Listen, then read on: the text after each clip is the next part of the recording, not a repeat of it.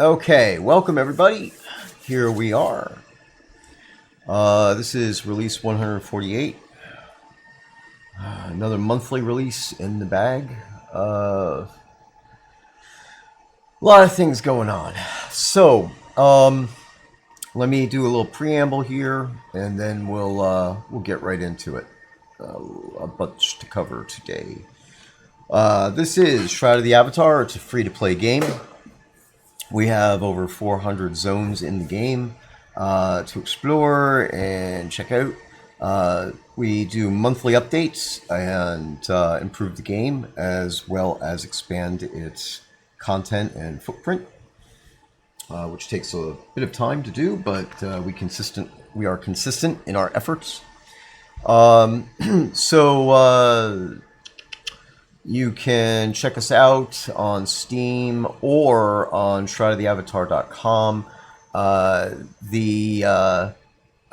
Steam presence is very small. I constantly watch those people saying that the game is dead because there are only, I don't know, I would say 13 or something like that, whatever, people playing the game. Steam only counts the people who are playing through the Steam client, and 99% of our players do not use Steam. I am very tempted to ask the players to log in via Steam just to boost the numbers, but I don't log into Steam, so I don't think that would be... there's no really a negative to it, but I don't know. Why use Steam when you don't have to, I guess. Anyway, that's another topic of conversation. I mean, I don't know. There's a number of different things there, but anyway, sorry. This is gonna be today's stream is gonna be all over the place. Yay!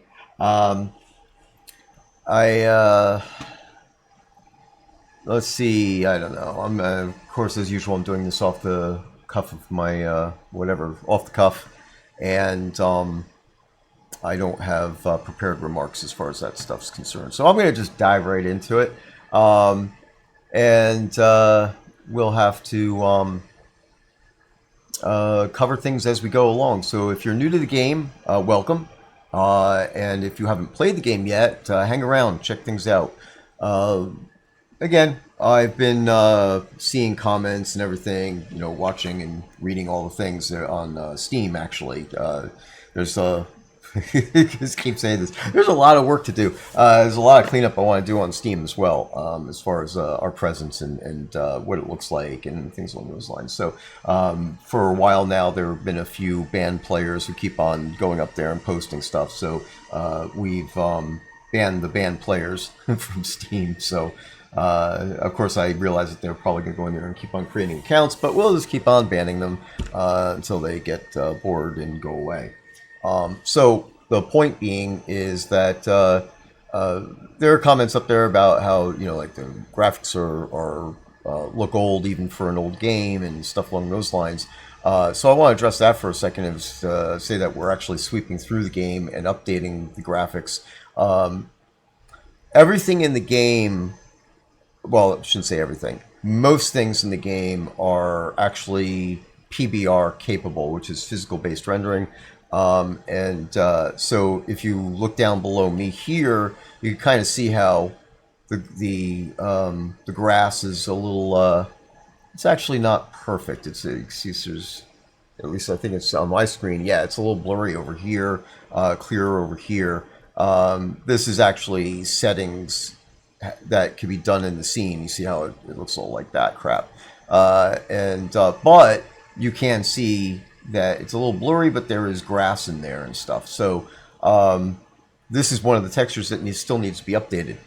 And once that is done, then it will actually really look good. Let me see something here.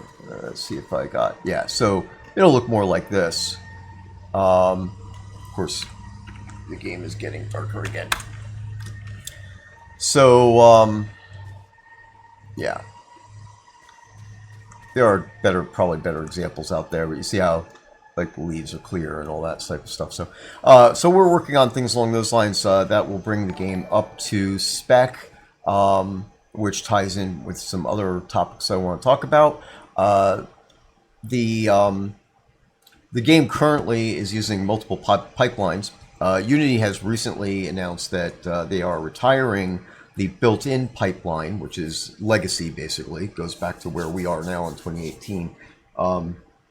We are in the middle of doing an effort to go to Unity6, get us up to date. Wow, the shouts are loud. Okay, guys, calm down. It's good. It's good. So this is a big effort, especially for the small team, and doing this in parallel to actual production. I mentioned this a little bit on a previous stream, that there's a bunch of stuff that has to happen to make this work and do it right.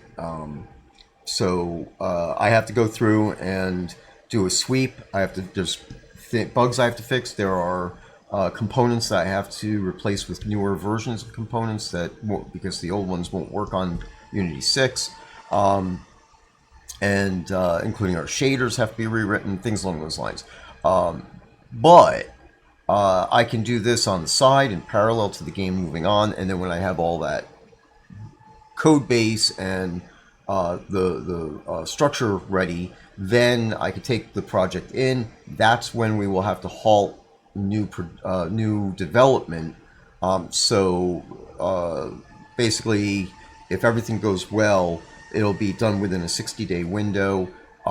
There'll be one release in the middle where we'll have to have our rewards and things like that already configured and done, so that way on QA we'll be able to do testing with the players and everything, and make sure that the game is solid, then get it onto live, and then we'll be able to move forward from there. There is a learning curve, well, I shouldn't say a curve, but there is definitely some learning that needs to be done, training that's going to need to be done, even for the editor, for the devs, because it's a huge difference. There's a ton of custom code in the editor by itself without even being in the game that has to be updated and made to work. Some things are even outmoded. Probably a lot of things are outmoded. And then there's new aspects and stuff like that. And all this before we can implement any new features that are available to us in Unity 6, like holes in terrain, which we've repeatedly mentioned over the years here as we're aiming to go there. One of the reasons why this is holes in terrain are good is because then players will actually be able to dig holes once the tech is put into the game and we start working on all that type of stuff. We kind of have that type of there's some situations where we could do that type of thing now, but it has to be preset where the terrain actually has a dip behind it, and we put a prefab on top, and then make it look like you're digging up a treasure chest or something along those lines. But in the future, we'll be able to do things a little bit more dynamically. All right, so as I said, lots of things to talk about, and I'm probably going to go all over the place, I'm sure. So,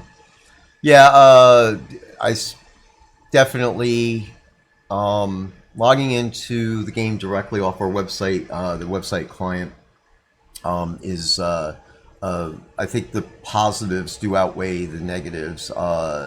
Steam has one benefit in a way where the patching is done in the background, but the problem there also is that Steam's patches are huge.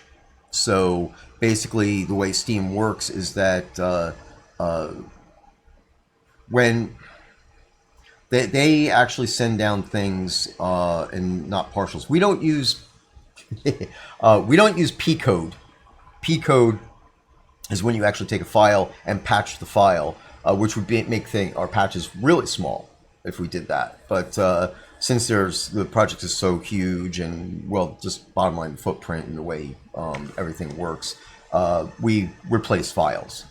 It's obviously a lot easier and a lot less risky, to be honest with you. If we do the direct client, if I just need to change one little thing, the minimum size the patch is going to be is about 20 megs. but in today's day, 20 megs is not a big deal whatsoever. That same 20 meg patch on Steam is huge in comparison. I can't give you an exact number. I don't remember what it was, but it's something ridiculous.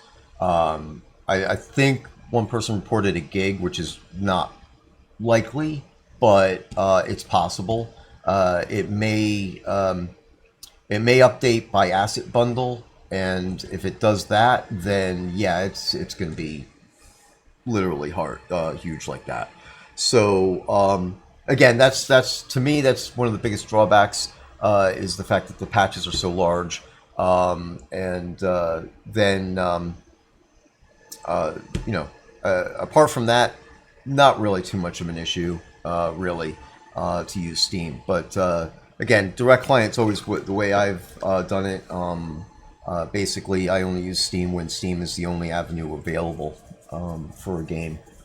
So I don't blame the people who are complaining about the graphics guys. Cat Dude said that they're snobs, but nah. Some of it, yeah, could be snobby, but some of it is definitely deserved because in the beginning, when Portalarium worked on the game, created the game, of course, and they were doing their work on it. Trying to see if I still have any good examples that are visible here. Probably not, because we are doing a lot of work to clean this stuff up and improve it. Yeah, actually, I'm just walking around here. This is not the best place for that because we've been cleaning things up. But in an effort to increase performance, improve performance, I should say, they made changes that they thought would do it, and those changes made things really blurry, like this rock here. I think this rock maybe just because I'm so close to it, but yeah, because that doesn't look bad at all. There are definitely textures out here that are going to be blurry as all hell, like the terrain that I was showing you before. And you see, this is the way things should look, really. And then you start getting to where they're blurry, and that's the result of efforts that they had made to try to increase performance. So the point there is, and you can probably see, yeah, this is one of those. That's one of those terrains that's not optimized properly. Anyway, going through the game, found that the changes that were made were not actually going to improve performance at all. It was just a misconception as to what those changes would do, and in the end, all it really did was make the graphics look bad, blurry, outdated, more blocky, chunky, that type of thing. I also found that anti-aliasing has not been enabled in the game. I just recently discovered that, and I'm playing with putting that in to see if it's going to affect performance. I have a feeling that it was disabled because of a performance concern. But since we are updating all the stuffs in the game, textures and the meshes and everything, I have a feeling that anti-aliasing is going to not impact the performance the way it may have in the past. And of course, I don't really have any documentation to say why it was disabled or if it was even on in the first place. I just found it disabled in the was it beautiful and best graphic settings. It wasn't on. I assumed it was on. In the shaders it says it's on, but it was never activated. So yay. So anyway, going through all that stuff and fixing that, and we have even recently a player has posted saying that there's a noticeable improvement. So this is an effort that we're going through and continuing on with. I just wrote a utility script for the back end to locate all the places where a specific texture is used in the game. So when I convert that texture, I could go and make sure that the texture is updated. A lot of the textures in the game are in as an old format that everybody, most people may be familiar with. TGA, there are TGAs, TIFFs, and BMPs in the game. None of those are good for this type of usage because they're too big. They look great, but they have a footprint on the hard drive and a footprint in memory, and this is the key thing. The hard drive is not too much of a concern anymore, but the memory is. So when a TGA is put on the disk, if it's not compressed, then it's going to be upwards of 12 to 20 megs per image. And we can compress that on the disk, but when we load it into memory, into the GPU, it's going to take up to 20 meg or 12 meg or whatever, unless we're using some other compression that's more permanent. Bottom line there is that the same job could be done by a PNG, which is 1/4 the size, and then the PNG can also be optimized so that way only the palette colors are stored in the file, which reduces it even further. So a 12 meg TGA file can be reduced to approximately 1 meg or less, depending on what that image is. And then obviously that means that more of those images can be preloaded into a GPU and cached up there, so that way your load times are less. And of course, because those images are optimized, they don't need to be compressed. And they're not JPEG, so their quality doesn't suffer. Now, PNG is not a lossless compression. It's not a lossless file format, but it is, if used properly, which basically we're not reducing our quality on the PNGs, but we are optimizing the PNGs. So based on that, then we're going to get textures that look more like these bricks do here, which have been cleaned up and converted and all that neat stuff. So. All right. Okay. So let me get on to some of the more update-related stuff, and I could digress back into that again later.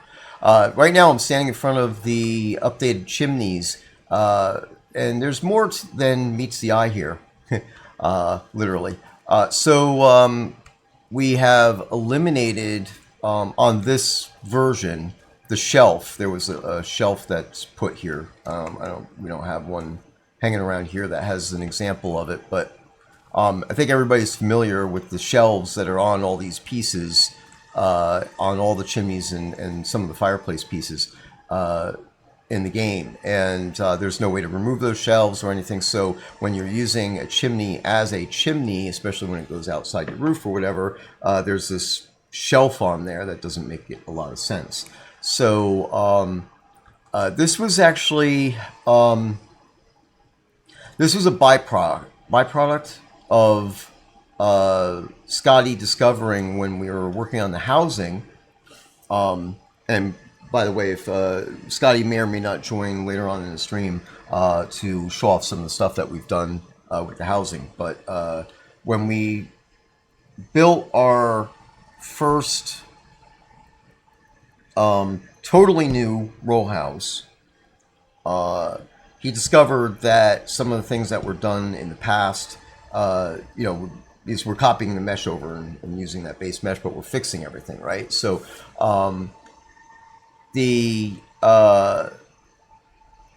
basically what happens is that the pieces, the chimney pieces, which Scottie had made special to be able to go through roofs and things along those lines to avoid collision, they didn't work on the new stuff that's better standardized and all that neat thing. So he went through and took a good period of time to figure out what was going on, rework the tech that made the fireplaces and chimneys, well, I should say chimneys specifically, work. And since he was in there, we discussed it, and I made a few requests, and he agreed, so we did it. That the chimneys can now be pushed up to and even into a wall a little bit, so you don't have to have inside or outside. It doesn't look like a chimney is a standalone thing in the room. Chimneys, of course, are generally will stick out into a room, but are really embedded into a wall, whether it's outside the house or inside. So that is now corrected on the existing chimneys as well as these new ones. And then, of course, as I said, while we were in there, I was like, well, let's just make a new, duplicate and make a new set and delete the shelving. Of course, all this spawned into a little bit more of a deeper dive. Basically, let me see if I can get... So yeah, and this is one of the things I want to fix here, is that the tooltip stretches across the whole thing. Of course, I have developer information on here as well, but you can see up at the top there where it says the large ornate stone and wood chimney for an average ceiling, which is new. So if it's for a tall ceiling, average ceiling, or if it's intended to go through the roof, to give you a better idea of how the pieces should be used. And then it gives you a nice paragraph of explaining more detail about the chimney. As I said, I'm going to be making some changes to the way tooltips work, so that way it doesn't take up the whole screen. Do a little bit of word wrap on that. That will hopefully help newer players understand how the chimneys work and what they're meant for, that type of thing. We also have other plans of putting together little mini tutorial videos. I've mentioned this to a number of the players. I've mentioned it on streams before, and I really do want to make this kind of a program, see if I can get a lot of those little like mini tutorial videos, so that way we can improve the tutorial system that's in the game, where if you don't know how to do something, you could click on, like let's say the question mark or a question mark, and it'll bring up text, but it'll also give you an opportunity to actually watch a video to see how it's done.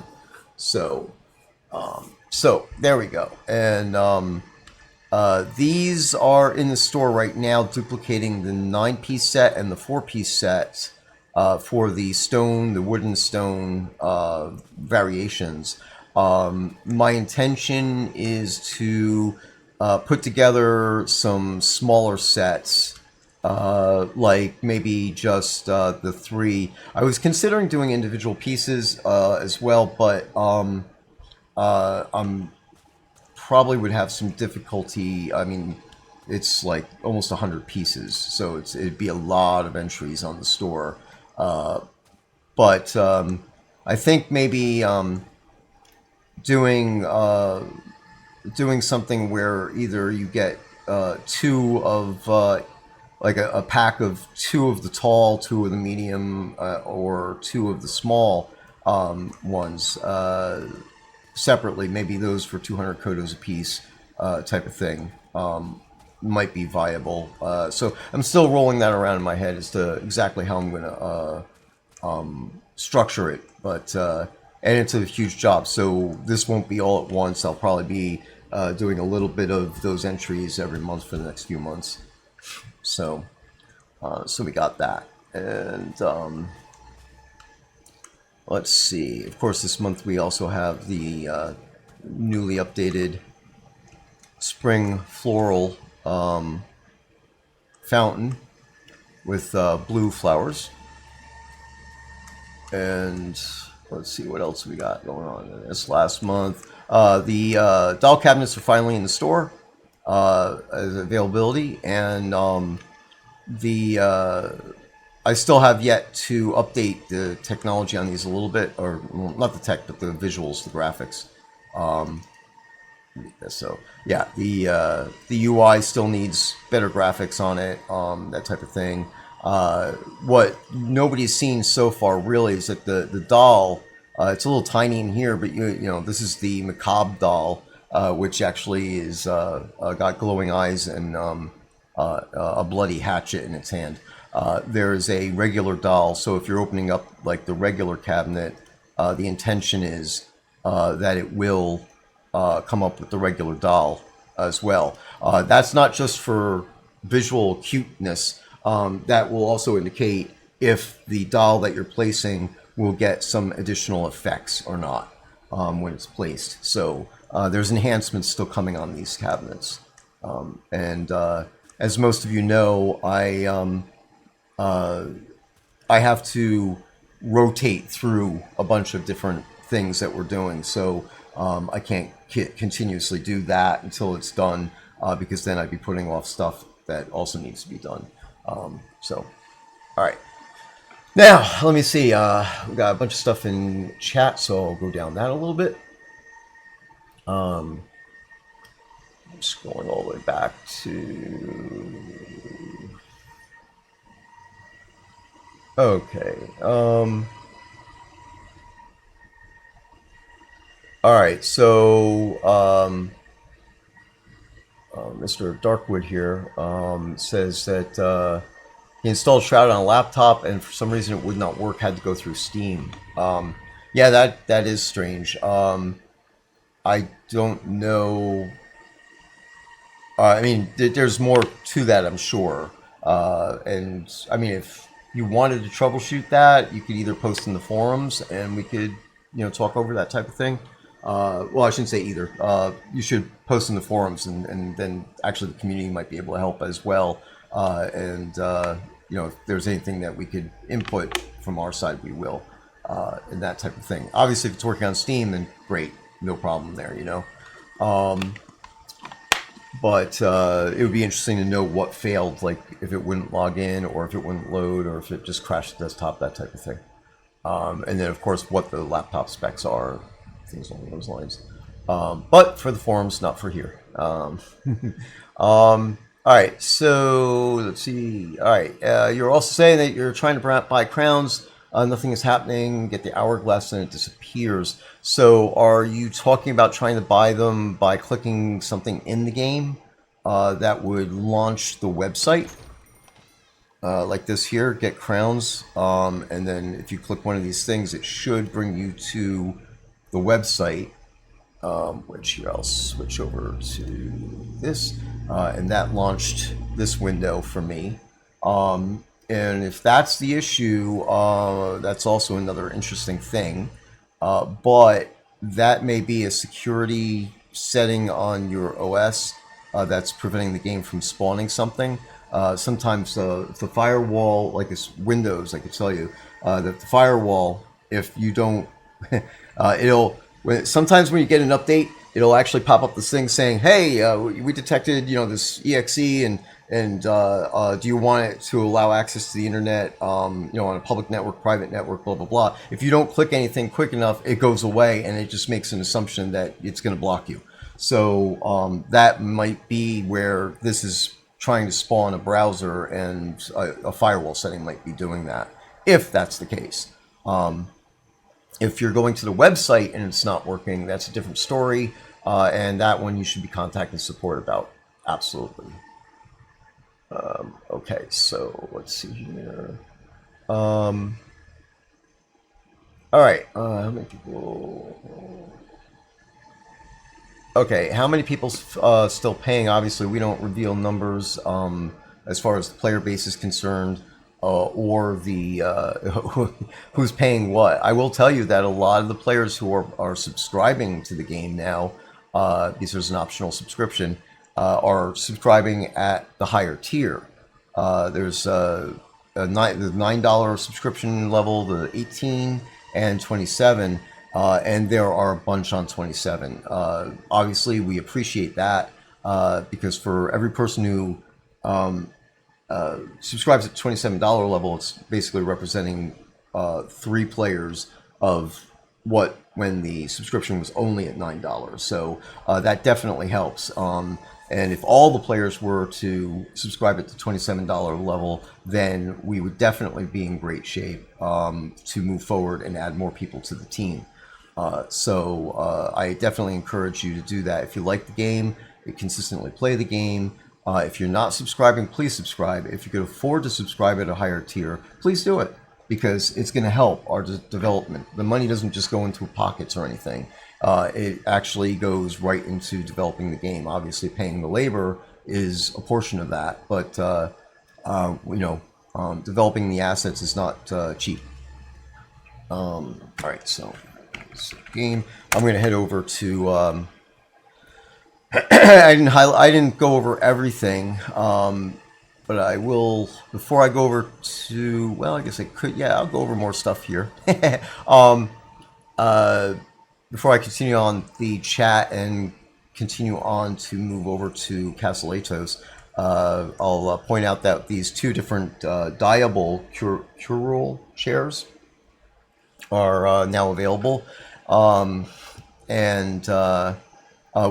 these I believe are subscriber reward now, so they won't be available until the 10th in the store, and the cushions are, the fabric portion is dyeable. We have a dark gothic and a standard gothic version of the chair. Then we have, I don't like the angle that makes it look like, that's weird. But this is a new type of frame that we are putting into the game. It's not a big deal, but it's a desk frame, so it's got that little triangular stand-up thingy, easel in the back. This is a spring floral still life arrangement. I'll give you some background on this. Let me go into first person. We'll get really in there and let's put some light on this. This is I put this together, and basically this is a Victorian print from a Valentine's Day card from the Victorian areas, I guess the 1800s or 1700s, we opted to, we put out, as you guys probably know, we put out some new Valentine's cards this year. We were possibly going to make this into a greeting card in the game, but we opted to make this into a painting. I set it up.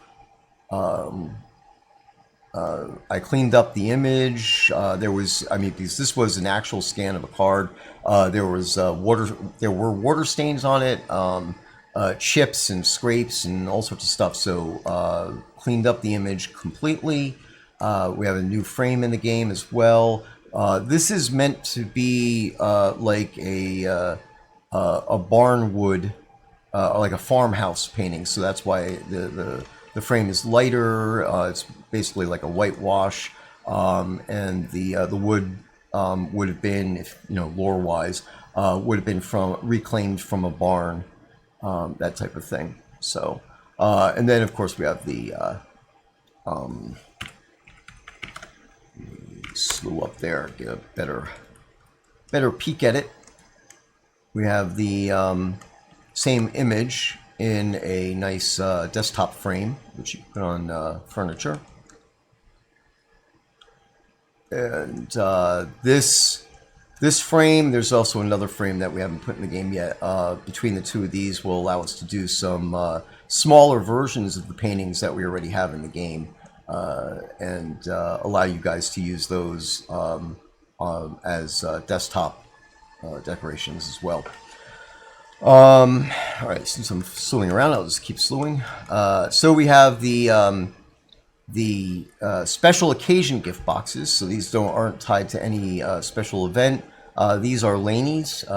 She put these together, and they came out really great. They're available in the store, and can be used just as any of the other gift boxes can be as well. So, all right, I'm sure there's other stuff. Well, I think, yeah. But I'm going to go over to Castle Atos now. And I'll go back to reading more comments in the thing. All right. So, allergies are kicking in a little bit today, so part of my staying hydrated a little bit more.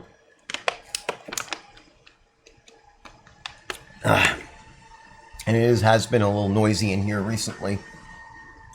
I'm burn testing new servers and things, so there's a lot more noise, and it's a little bit hotter in this room right now. So I don't know if the filter is filtering out the background noise. I'm sure when I'm talking you're hearing it, but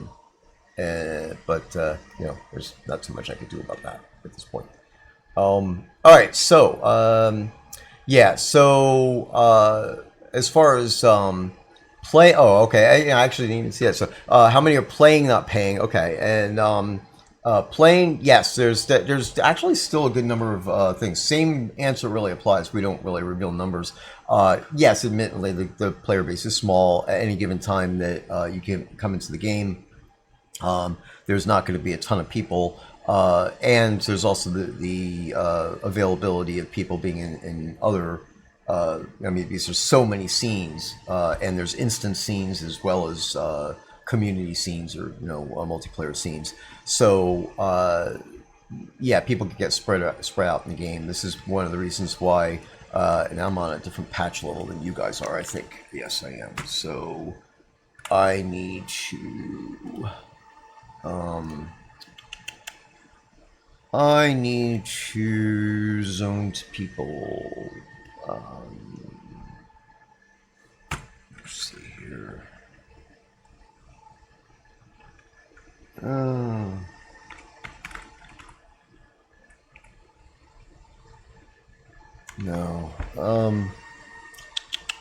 Man, I had to patch, didn't I? Okay. We have another patch coming out momentarily, and then when I'm on another patch level, I will not be able to see everybody else in the scene. So, all right, I'm just gonna go ahead and see here, and I will go to a random player on my list.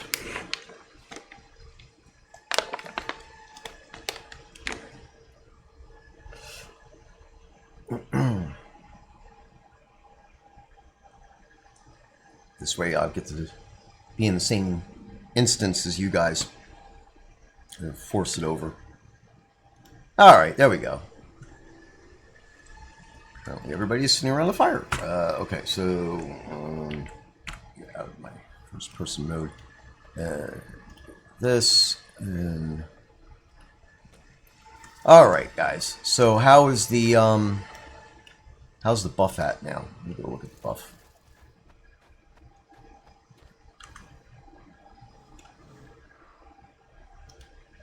Alright, so we have a powerful Atos buff right now. Go ahead and Atos buff. It's a 48-hour buff.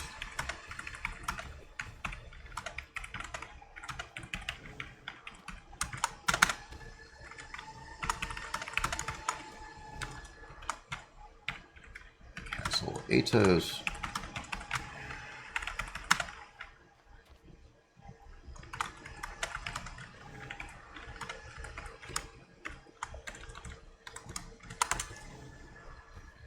All right, did a little public service announcement trying to get people to come over to Castle Atos because there are definitely a lot more people in the game than we see on the screen here. And I'm sure they're off playing. I know that there's some PvP stuff going on right now somewhere else. And if everybody comes over here, even for a few minutes, get the buff up to maximum, and then you guys can go out and do what you want to do. That will help everybody, actually. Get some good bonuses out of that. Increase your health level, focus. Is it damage, right? Yeah. Yeah, critical hit damage, things like that. So, oh, I'm sorry, not 48 hours. It's 24 hours. Yeah. Oh, oops.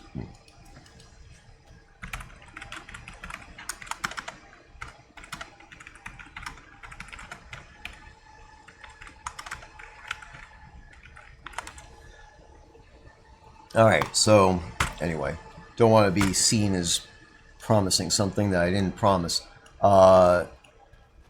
Sometimes I just get things wrong. Oh, stop it. Sit down. Damn it.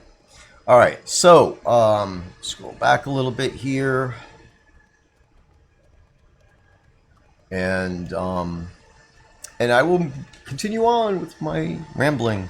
So let's see, where was I? All right, so let me see. Hemnu says, Ravalox, will we be getting shelfless chimney crafting recipes for the two types of craftable ones, stone and wood, blah, blah, blah versions? Yes, absolutely. We are going to duplicate all of it. This is not a money grab or anything like that. We literally, there should have been a choice right from the beginning. I mean, I get the idea that they wanted to put shelves in, you know, that was a design choice at the time. But obviously they should have put out both. People should have had the choice. Let's see here. All right. Mad Dog Hux. GPU occlusion really helped my game performance. Also forcing Steam to launch in Vulkan mode helped. I had a guide help me with that. So great, excellent. Actually, if there isn't a forum post talking about that type of stuff, feel free to post a technical player guide on that, on how to implement it, why you did it, what OS you're on, and all that neat stuff. That'll be helpful to people. Now there are we do have GPU occlusion GDoc on by default in the game for certain things. That was implemented just before the one and only left due to family issues. His wife passed away and changed his life forever, so he had to exit. And trust me, we are very sad about that. He's an awesome person and an awesome coder. But one of the last things he did was start to implement the GDoc system. So I think that system is pretty close to being good, perfect. But I know at the time, and probably still, there are certain people, depending on what operating system you're in and on and stuff, that GDoc actually causes things to not appear in the game. So there is a manual option in the options menu settings to disable GDoc, which is the GPU occlusion. So in his situation, Mad Dog, it did what it's supposed to do, because that is supposed to help force cull things and thereby improve performance. Now the interesting thing is, to veer off into a technical thing again, that there are settings in this game even today in Unity 2018 that were not implemented or not implemented in the way that Unity intended, to be nice, that will help improve those things as well. So GDoc on top of all that will really, kick ass. So as we get up to Unity 6, you guys will see some serious improvements as to what's going on with that type of thing. All right, so Voltage Hurricane says, I know it was on the list of things being worked on, but any new progress on buy order visibility in Potts Towns? No, I can't say that there is right now because, with the size of the team, obviously, the pile of things that we have to work on is huge, and we keep on going down through those things. But I will tell you right now that I will bring that up. In fact, let me get my book out. I'm going to bring that up during team meeting and see if how much is involved in that, and if maybe we could slice off some stuff to see what can be done. And I know you're specifically talking about having buy order visibility, where I think it's there's a window that you pop up and it says like how many vendors are active and things like that in the town. So kind of a summary type of deal. So yeah, that's definitely coding tech. But there's also buy order related stuff, requests and things to add things to buy orders as well. So I'm going to talk about this during a team meeting and see where we're at on that type of stuff. Some of that I would have to get involved in, and obviously I still have a backlog that I'm trying to clear out. So, but I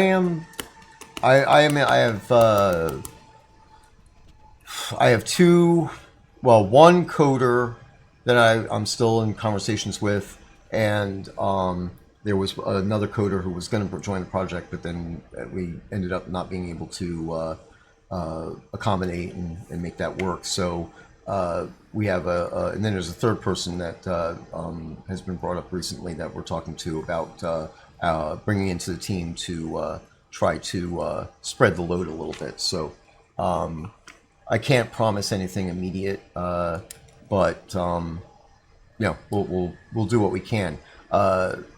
In a comparison type of situation, we made a change. Now, of course, I have to remember exactly what it was. Oh yeah, like there were some manually placed trees in scenes that were, cause some issues, or obviously we don't really want them to be that way, where you can't block them with tree replacers.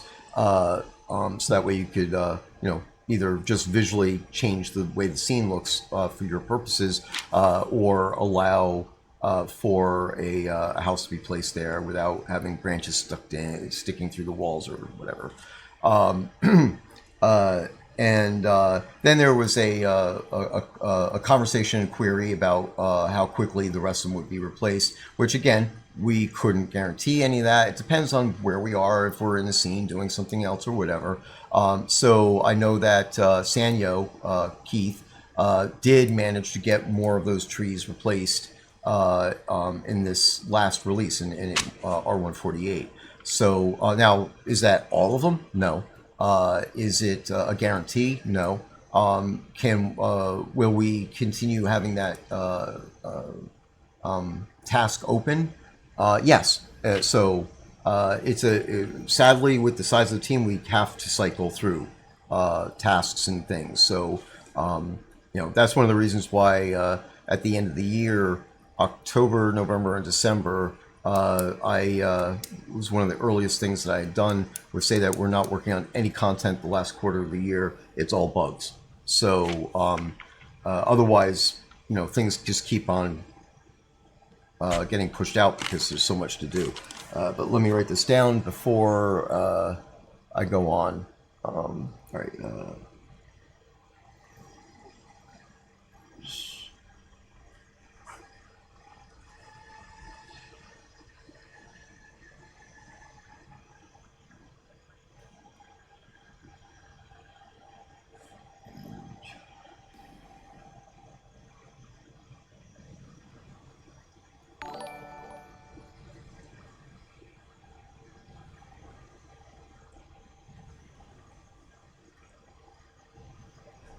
Okay, great.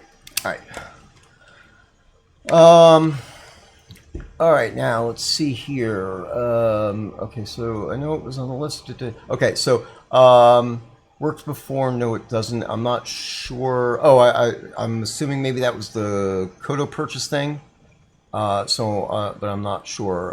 And Darkwood, if you could, of course, I'm a little bit backlogged. I'm scrolling down now to see if you said anything else about that. All right, so sadly, I wasn't scrolling down, so I didn't see what you said when you said it, and I'm not sure what subject that was on. So, okay, so again, another player asking, this is a first-time chatter asking how many players are online every day. We don't release those numbers, but you do have a pretty good opportunity to find out how many people are in. If you accept friend requests, then your friend list will show stuff. I have a friend thing up here myself, and I don't have everybody on the friend list, I can tell you, because there's an internal list right now. I can see how many players are in the game. I'm not anywhere near what that level is, but basically, if you want to see, where people are and things like that, you want to definitely engage with the community by friending anybody you see as you see people in the game, or when you talk to them in universal chat, things along those lines. So there is definitely a way to get an idea of where people are and how many people are in the game. I am not going to sit there and claim that we have thousands of players. I could tell you that we have a high number of logins per day from unique accounts, but and it is not less than 1,000. But at any given time, yeah, the community is not as big as we'd like it to be. So we have started advertising, getting the visibility out there. Again, just with the same balance of stuff. I'm trying, technically, I'm already late on getting the newsletter out for this month, and posting out on all the social media platforms and things along those lines. So I definitely need, well, more personnel. But right now, we're trying to make sure the game is visible on the web to attract more players. The player base itself can do this as well. Especially if you see one of our ads, or if you see our social media posts, or even on Steam, please reply back. You could plug the game. You don't have to be plastic about it, which is a phrase from, I guess, the 80s. But the game needs work, obviously. But if you could, extol the positive aspects why you play the game, that can help the visibility, because other people will see it out there. I mean, there's close to 8 billion people on the planet. I'm sure that there's a significant number of people who would play this game if they knew it existed. So, and obviously we have new stuff coming and directions and things along those lines, which can't make promises on the date, but somewhere towards the last quarter of this year, you guys should see a high level plan outlined, and I stress high level outlined. Not going to give you a lot of details because the plot line needs to be a surprise. I do not want to expose everything, but I want to give an idea of where the game's going, what we have planned. Really, and some people have even said, "Oh, I've literally saw this. They should just trash the game and rebuild it from scratch."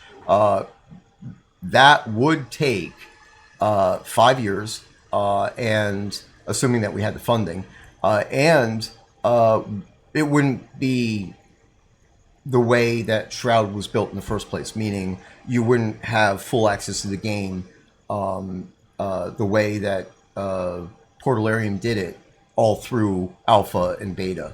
And obviously that could be debated where beta was, but if you ask me, alpha was right up till March of 2018. And hey, look, I'm on the team. I lead the team, but I was a player. I was a player for many years before this. I'm an investor in the game, and I am not going to sit here and deny the fact that the game was definitely in need of better structure and less scope creep and all sorts of things like that. So when people have said in the past that the game was alpha all the way up till release, I'm not going to disagree with that, because they really said, "Oh, here's a new system," and then either distracted or pressured to go and do another new system without finishing the first system. So obviously that, as a whole, leaves the game in an unfinished state. So we've been working to try to fix all that type of stuff for all through the catnip era, going up to where we are now, starting into what's going to be a new era. So you could even say that everything since Portalarium has been basically beta.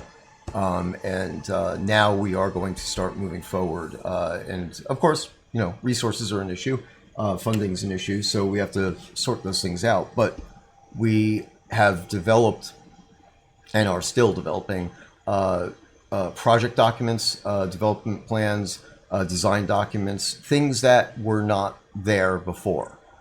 This is when I was doing this in the beginning of my career full time. the documentation, the POR, plan of record, all that neat stuff had to be there.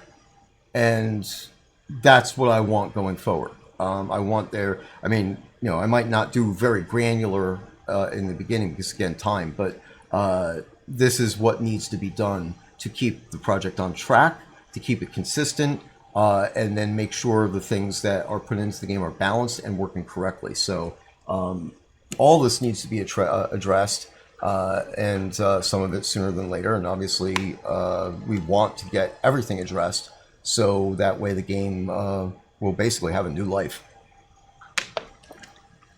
And all that just from asking how many players. So,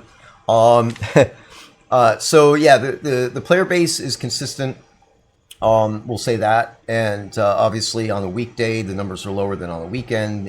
Evenings we actually have a consistent player base that shows from North America. We have a consistent player base from Europe, and then less so from Asia and Australia, which I guess is kind of in the same type of region. But this is, I think, is visibility. So I could log in at any time, point in time in the day, and there are definitely players on the game. The number is not the same all the time, obviously, depending on day and time of day. But as I said, the players that are here for a reason. So the one thing I will say before I move on to the next one is if you're playing this game, you like the game, and you have the ability and or opportunity, please say something where other people who don't play the game can see it. That is the initial thing that will help. The more people who come into the game increases the population, which is a little bit of a snowball effect. Because the more people that are in the game, the higher the population, then the more the noise level is, and the more people will end up staying, interacting, and being nice to each other, please, and especially new people. And then that plus more visibility on like social media and things along those lines will help. Again, comments don't need to be perfect. The game, no game is perfect. If there was a perfect game, we'd all be playing that and not doing anything else. But obviously, there are trolls, and then there are people who have serious, legitimate concerns of saying, say, oh, the graphics need to be updated, or balance in the game, things along those lines. So yes, and we're working on those things. So we will not stop those. The true massive content that is coming is not coming in every month, and we can't do every month. Portalarium thought they could do every month, but no, they couldn't do every month either. That's why there's so many backlogs and things unfinished.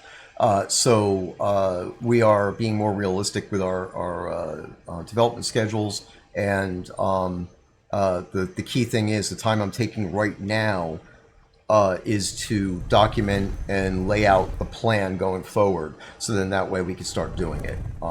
And I'm hoping that talking about that here, and bringing out the visibility that I have, like in the long article that I posted last month, will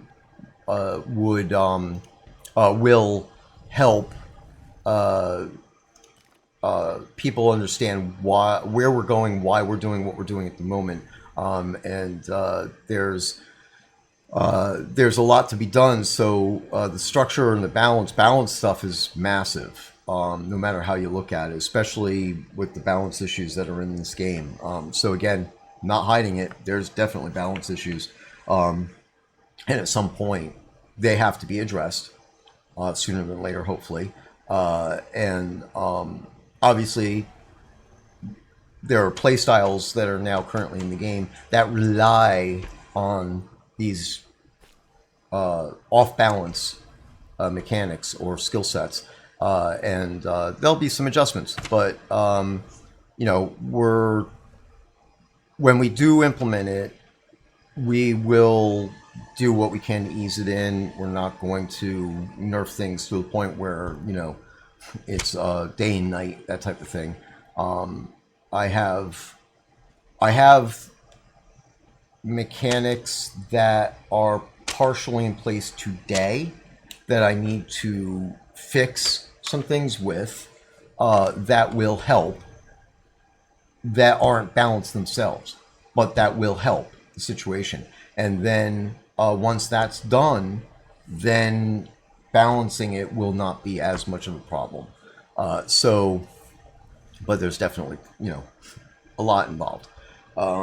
Give me a second. As I said, allergies here, and I'm trying to avoid it, but you guys probably hear it in my voice that I need to blow my nose. So 1 second.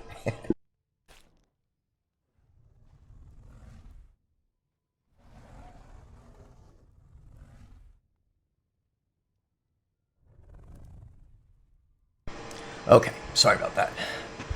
All right, so yeah, and I know this was a while ago, but thanks, Janzik. Yeah, a high-pitched background noise, and that's the servers. There's one server back there right now that's not happy about the temperature in this room. Obviously, I have a huge server rack. I have more servers to implement, and this is not a data center, so I am not running this room at data center temperatures, and you know, so servers don't like it when it's a little warmer in the environment. Pretty much, I can tell you, I put a box fan up there when I'm not on stream, but that's even louder. So let's see now. Okay, say hydrate. Yes, that's true. Are all 5 chapters still planned? Yes, they are. And I will tell you that and I've said this before, but you know, just to be repetitive, that we now have a plot line that goes all the way out. In fact, the plot line is solid to episode 4, through episode 4. Episode 5, which would introduce the end game and stuff like that at that point. And when I say end game, yeah, let me take a step back from this for 1 second and just explain that the episodic content is quest, right? Obviously, some things, some technology, things along those lines would be introduced along with the quest lines as we move forward. But the game's skill sets, and land masses, things along those lines, all the structural stuff in the game are not directly tied to episodic content. So, but, and it's one of those buts. Like right now, episode 2, which is actually nearing completion, I have to get an update from Samuel actually.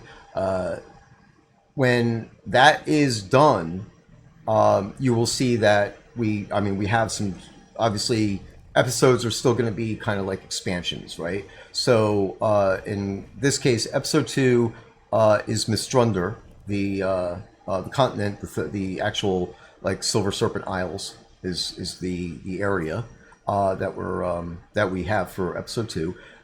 The scenes or zones that you go into, where the adventure zones are episode 2 only. So you can't get into them unless you have episode 2 tied to your game, which is only $19, which, to be honest with you, that's the early access thing. And historically, prices and stuff hadn't changed. In fact, the game went free to play. This was supposed to be a buy to play game, by the way. So $19 at this point to access episode 2, which is like, I don't know, I guess about 80%, maybe 75% done as far as the zones are concerned and all that stuff, and then we have the quest lines that need to go in, right? That rounds it all out. But the fact that you could access all that stuff, and then because you got early access, you're not going to have to pay again, right? So you basically get episode 2 for $19, which is, a deal. Definitely a deal. We should be charging like $40 for that, that type of thing, $40, $60. for the episode. I'm hoping that because the free to play aspect of the game is episode 1, right? It's the base game, and then episodic content would be a bonus. If the episode is mainly quest content, then I mean I'm not going to charge somebody $60 like a AAA, Elder Scrolls or I'm assuming Warcraft still charges that type of stuff if they do an expansion, because the expansion in the old MMO footprint guarantees it's a new map, right? Because you can't expand the map in that footprint. In our footprint right now, the way the game is made today, I could add new maps to the game without having to have a new game. I could also add on to those maps and expand landmass if I wanted to. In the old days, you couldn't do that. It was all based on a grid, and don't get me started. We're already veering off my topic. But the point here is that some things like, Bard, I guess, is the Bard skill set, the skill tree is tied to episode 2.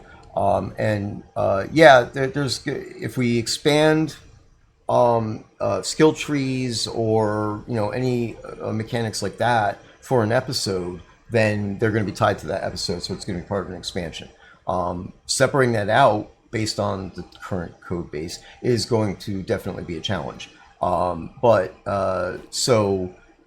I don't know if I'm going to be likely to do that type of thing, or if I'm going to basically have the episodic content stick with mainly the quest lines, the storyline, and the changes to the world that you would see because you've gone through those storylines, that type of thing, which obviously has not been fully implemented at this stage. But there's mechanics and methods to do that, so my intention is to get that done. By the time we get to episode 5, yes, there will be new continents. There will be a complete storyline that brings it all the way around, to explain everything that's going on, how we even got here at New Britannia. This is ultra high level. I'm not telling you anything that's going to help anybody here. But suffice to say, when the storyline is done, there's going to be a lot of going on. I have worked with Richard, Lord British, on the storylines. He knows what I'm trying to do, and what we're planning and going to do. Because when I say try, I'm not correcting myself. Trying is a separate thing. What I'm trying to do is something bigger. I'm getting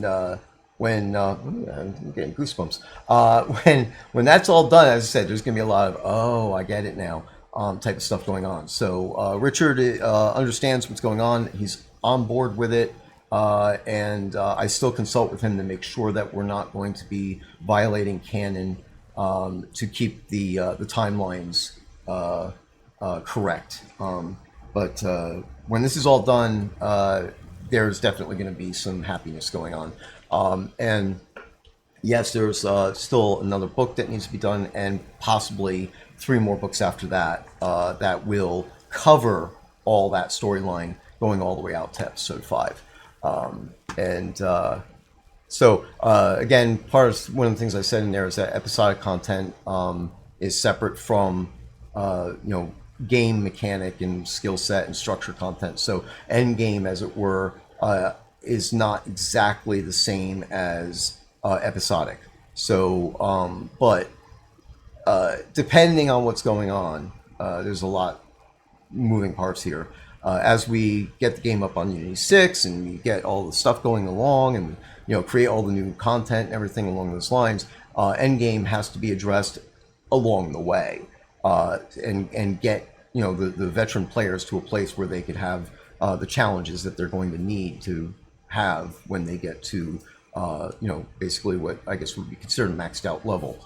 Although in this game, there will not really be, well, I shouldn't say will. the plan, the thought always has been, going all the way back to Cordillerian days, is that level does not matter. So it's not like you go into Warcraft and play, and now you're a level 100. That's it. Or, you know, and again, I haven't played Warcraft, so forgive me if that's not accurate. But in most MMOs, that is the case, that you get to a level and you're maxed out. That's it. And that's endgame, right? That's when you get there. Now you need to have stuff that's presented as content that would still be a challenge to you. If I'm not saying anything that, if I'm saying stuff that doesn't exactly align with you know, players' thoughts on endgame and things like that, fear not. We're not near getting any of this done. There's more time that needs to be done. There's more time that is needed to get these things designed and in place, things along those lines. So, you know, dailies, group content, obviously still new zones, scaling zones, so that way it's a challenge for a player, making things not a grind. There's all, you know, 50 different things that's on that list. So when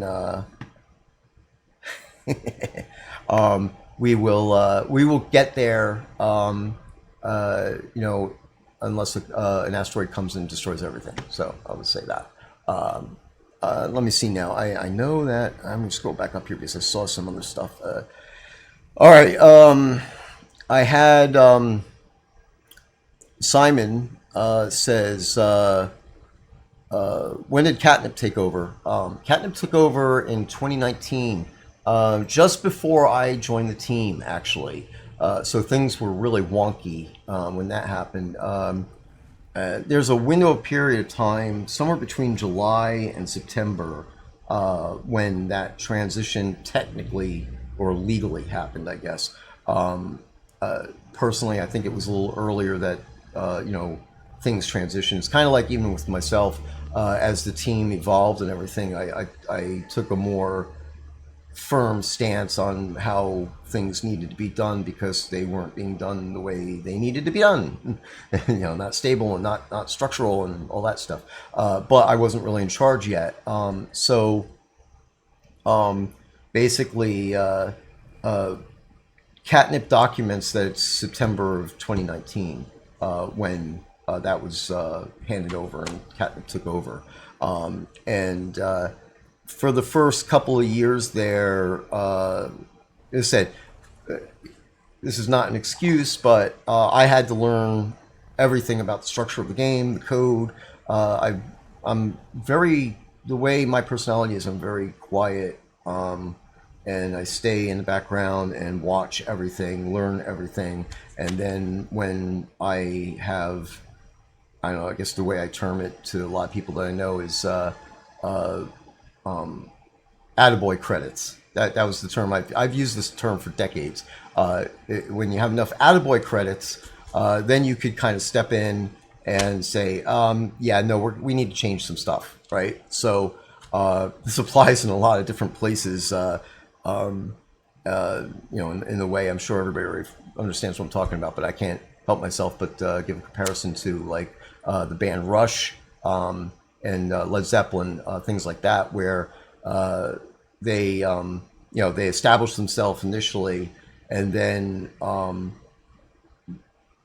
they, like Rush is a great example of this, right? By the second album, they had established themselves as like a solid force. So they basically went back to the record company, and when they went to go do the third album, 2112, and said, yeah, no, we're going to do what we want. Stop us. And then, obviously, history. So that's really the kind of personality type that you guys are dealing with here with me. The first few years of the Catnip era, when I was on the team as a volunteer, I observed everything, absorbed everything. I did speak up when I could, you know, whenever I saw something drastic, but in a lot of cases I was shot down. But later on, I was able to get more influence on what the processes were and what's happening. So that's leading us to where we are now, where now we can make a more significant impact on the game itself. And I know you guys are probably talking, and sorry that the chat is stalled over here for me because I'm scrolling through it. I'm sorry if I didn't cover something in there. I know I tend to do that sometimes. Mad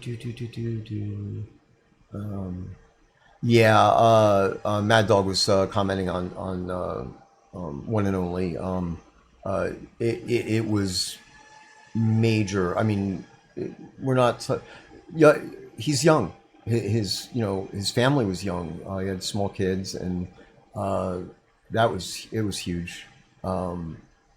It made me very sad that because I was actually looking forward to working with him at this level where we are now. And you never know if we get funding and we are able to expand the team. If he's willing to come back even part time, I would more than welcome him. He is definitely he's the main coder that stabilized systems. And I even just as I'm sitting here, I have a list in my head of things that I would have him go attack right away. That would help us immensely. But we all wish him well and hope that everything's going well with his family now. Okay. Okay. So. All right, Hemnu. So the content stuff is best effort at the stage, as I said, basically, the release cycle on the website, has that tick-tick-tock thing, which originally was TikTok, and then I changed it to tick-tick-tock because the team shrank and we're not able to keep up with that. Technically, at this point, we shouldn't even be labeling them as tick-tick-tock because we can't promise content on a specific month. Mainly because as I said before, balancing of things, I have to rotate through all these different spiels. Man, you guys are doing a lot of resubbing and stuff going on here. So maybe you get a hype train going. Get a hype train going. Come on, do it. I definitely owe prizes at this stage too. Anyway, content. Yeah, so I have a backlog of stuff that I need to get done, and I have the bigger content that's going on. Sanya's still working on the episode 2 content.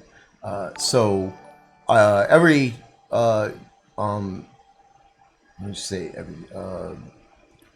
as I cycle through my tasks, I do touch on the new stuff, and you'll see in the patch notes that I did work on the Lava Lake room this month.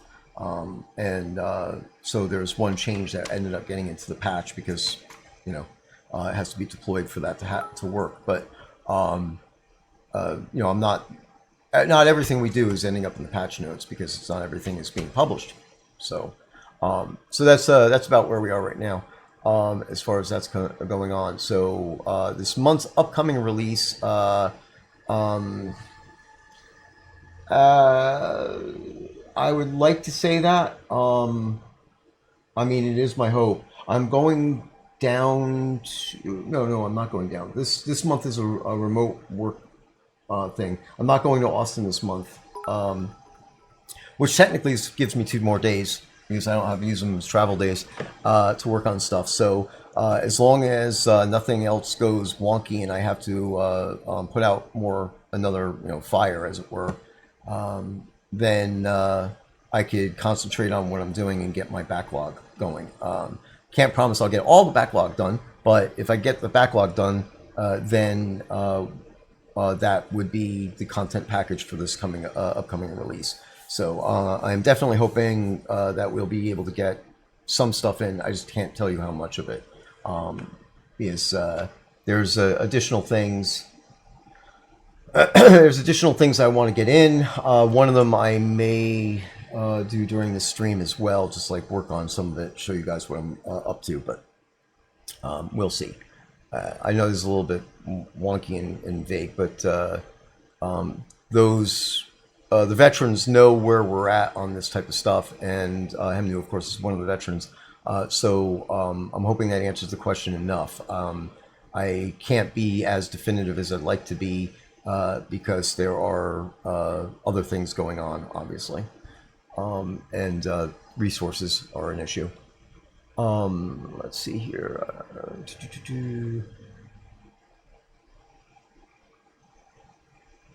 Okay, so yeah, and Alpha, thanks for the pat on the back there with the trees and stuff. Yeah, a little bit of time, but as I said, we're consistent, and that's what I said in the beginning of the stream too. Okay, so let's see. Okay, Janzik said that the advertisement apparently is working, so that's good. And we can't afford, let's say it this way. Facebook is my only current affordable avenue that I'm aware of. If there's other advertising as cheap as Facebook, let me know. But even on Facebook, they basically say, give us this amount of money and we'll get it in front of this many people. So it's really still kind of a blackmail situation. So we have a constant ad going now. I'm not just running an ad for specific things. I have a constant general ad going up there with some verbiage about the game, which I've changed from what Portalarium had. And that is something that I can afford in the budget based on what it's doing. So hopefully that will see a difference. If you see this ad, and even based on that, the way that Facebook runs things, the ad is really a boosted post or whatever, or a boost of the profile. And the ad that we're doing, let me see here.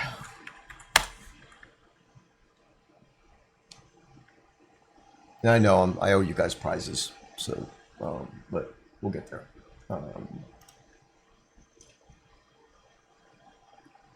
Give me a second to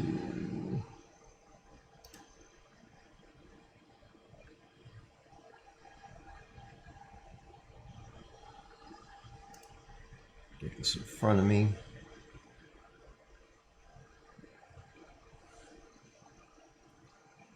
I want to see if I really don't, I don't like Facebook, but it's a necessary evil. All right, so here, this is on our Facebook thing, right? So the last boosted post I got, from the ultra rares and things along those lines, which of course, we'll continue to do those. And as I said in the previous, that I want to expand that a little bit, and I'm working on that type of scenario. But there's also the generic thing that we have going out there that people are commenting on. So basically, if I was able to point you to a place, which I'm not that familiar with Facebook as far as this is concerned, if I was able to point you to that place where those comments are being made, then I would say, please, comment on it as well. The more comments that we get on there, the more visibility it gets on, all the algorithm stuff. So, let's see, is there anything else in here? No. All right, so the buff is up at mighty. Let's see, is the buff up at max yet? Let me run over and update my buff. See where that is. All right, still mighty. I think we're just short a few people to get that that max. Oh, come on, let me sit down. All right, let me switch back over to the thing where you can see me. We need to get our prizes going, which means we need to select prizes because I don't have those either.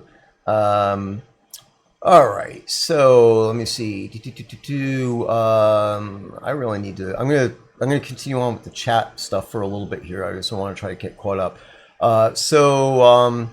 Murphing all the way says, "Why do you hesitate to support your streamers?" Hemnu as an example. I'm not sure what you're talking about. I know that Hemnu was in the program and decided to leave the program, so I'm not sure what you're getting at there. Basically, the program as it stands today was a band-aid, and we are moving towards getting Twitch loot drops in place. So the program will be changing. The existing program will be shut down, and a new program will go into place. The issue that we have right now is that the bundles are being stockpiled, and that's still happening. And we can't easily differentiate whatever. See the difference between a person who's in the program who has bundles, who won bundles from other streamers, and bundles that we sent out. So we're sticking to the rules that we have currently. That if you have less than the allotted number of bundles at the at a designated level, we'll do a replenish to bring you up to that level. But that's it, nothing more.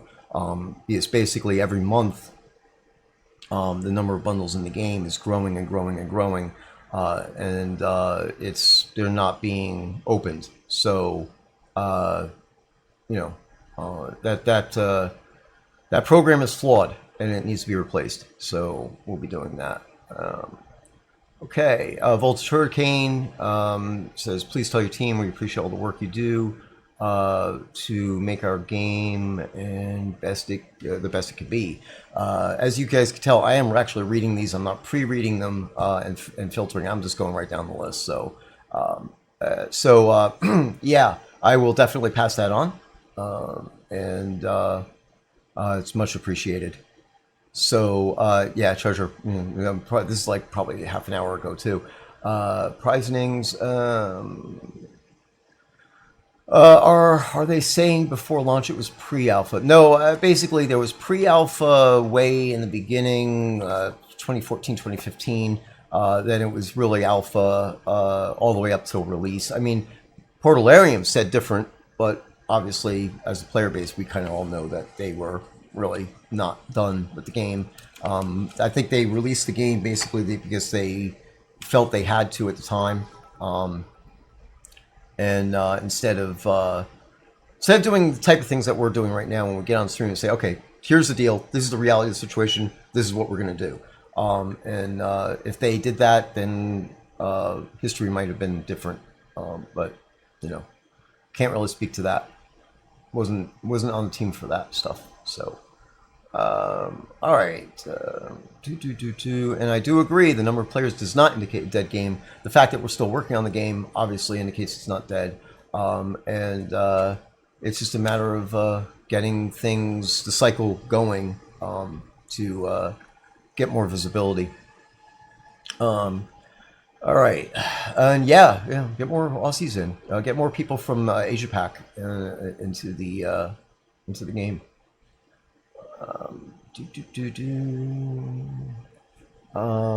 Dingoes and kangaroos. That would be interesting. I'll have to put that one in front of Allium. Let's see here. Scrolling down a little bit more. Yeah, technically the game is a multiplayer, not MMO. I mean, the only thing that's really stopping us from being MMO really is the base of players and a few tweaks to the instance system. And if we get players, then we could start looking at that type of stuff. All right, and the community is amazing. Thank you. Scrolling down. Thanks for the subscriptions. That was that big wave of subscriptions. And John Marcus.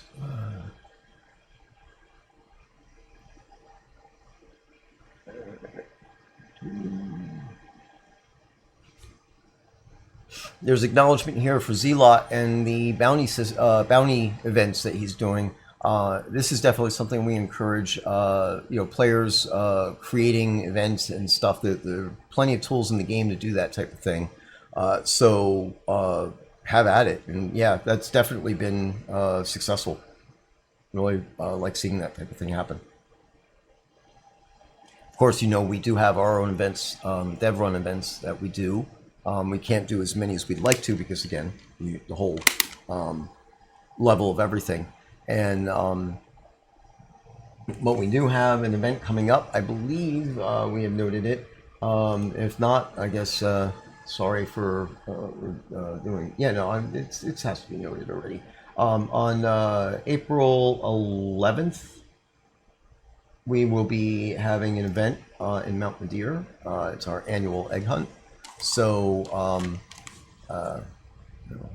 get out there and kill. Anyway, you'll see.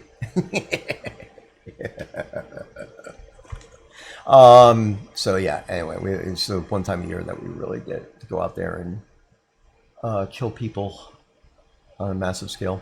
There'll be 3 different windows during that event. And I believe that's all published. If it's not all published now, it should be published soon. Yeah, I think it's in the notes, right? And yeah, that's right. Yeah, it was the main article for the notes. So I need more water. The structure is outlined in the release notes. It'll be in the newsletter as well when I get that sent out, hopefully over this weekend. So there'll be 3 opportunities to come in there and go search for the eggs and take part in the mayhem that will be going on.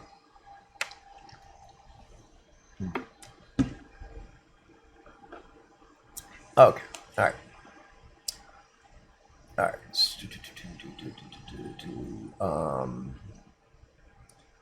Okay, I think I'm getting close to the bottom of this thing.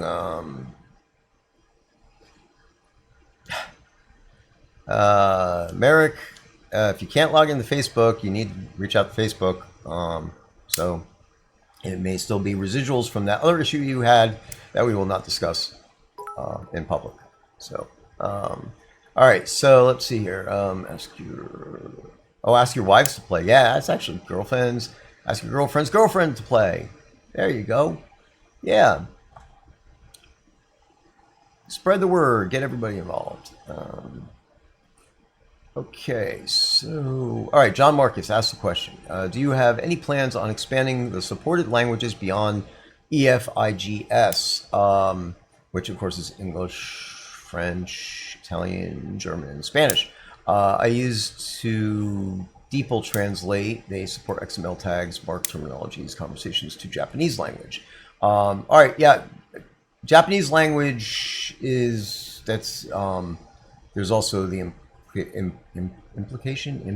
implied supporting of kanji, yeah. So the current translations are not complete. If we could get those complete, which I have actually looked at methodologies to do this, and so far one of them might be viable, and it still costs money, but that type of thing. I know the old system was there were player volunteers who would go in to be honest and not speaking against any of the current dedicated players that we have. There are definitely a percentage of players who are not happy with the game out there that I worry that if I gave them access to do translations, and of course, even though we would go and audit the stuff afterwards, something derogatory might get into the game. So I still need to weigh all this. I need to find either a dedicated team of people who want to volunteer, the structure and tech to do the translations on our existing EFIGS is there and operational. I worked on it a while back to fix it all up, hoping to reinstate some kind of a program. And if not that, then there are some services I could do, like a one-time use of type of thing, to go through the entire game and do all the translations and stuff, and then basically rely on the player base to say, hey, this isn't the way we would say it in real life or something, that type of thing. From there, yes, I would definitely love to, because again, the way I don't bring up Asia Pac is just by chance. I mean, that's definitely, if you look at historically, like Ultima Online, it's player base shifted from the west to the east, and supporting those languages on the Eastern Hemisphere definitely is something that should be done. So don't have a timeline on any of this, obviously, but it's one of the things that's on my pile of actual written down goals to get to. So, hey, Lilybird. All right. Hemnu, Ravalox, is that why the ultra rare offers folks not only need to buy the Kodo packs but also claim them in the game, as folks not claiming their rewards and leaving them in their rewards boxes starting to cause server space issues? No, not at all. The ultra rares, the reason why part of the offer is that you need to claim them in game during the offer, is so that way we know that you actually are like you got the Kodos, you claim them in the game. That finalizes the transactions. The transaction is finalized obviously when you buy them, and even if you don't claim them. But if you buy Kodos and you didn't claim them, you could buy Kodos whenever, and then come to us and say, hey, I got Kodos in and then they're right there. You see on my account, and I qualify for this thing. So saying that you have to buy them and claim them in the game gives us a two-factor methodology to validate that you bought them during the time frame, you claim the Kodos in the game during the time frame, which validates that you are really doing it for the bonus. You're getting the bonus item during that period. I have looked at automated delivery of this type of stuff, and the main problem I have with that is that if I do the automated delivery, then it doesn't give us any allowance for fluff, because basically, and just to be completely upfront about it, if I turn the sale on at this very moment, somebody who bought a Kodo pack 5 minutes ago would be screwed if it was all automated. So we are using that as part of our methodology. And granted, I know your immediate response will be like, well, even if you automate, you can still go back. But if we're going back and we have to search through the logs and do all that, might as well do it anyway. At this point, I do have an automated process that gives me gauges as to how many have been sold and claimed, and a list of the people. So the deliveries can be done more quickly and things along those lines. But until we come up with a better methodology where we can guarantee that the Kodos are purchased and delivered,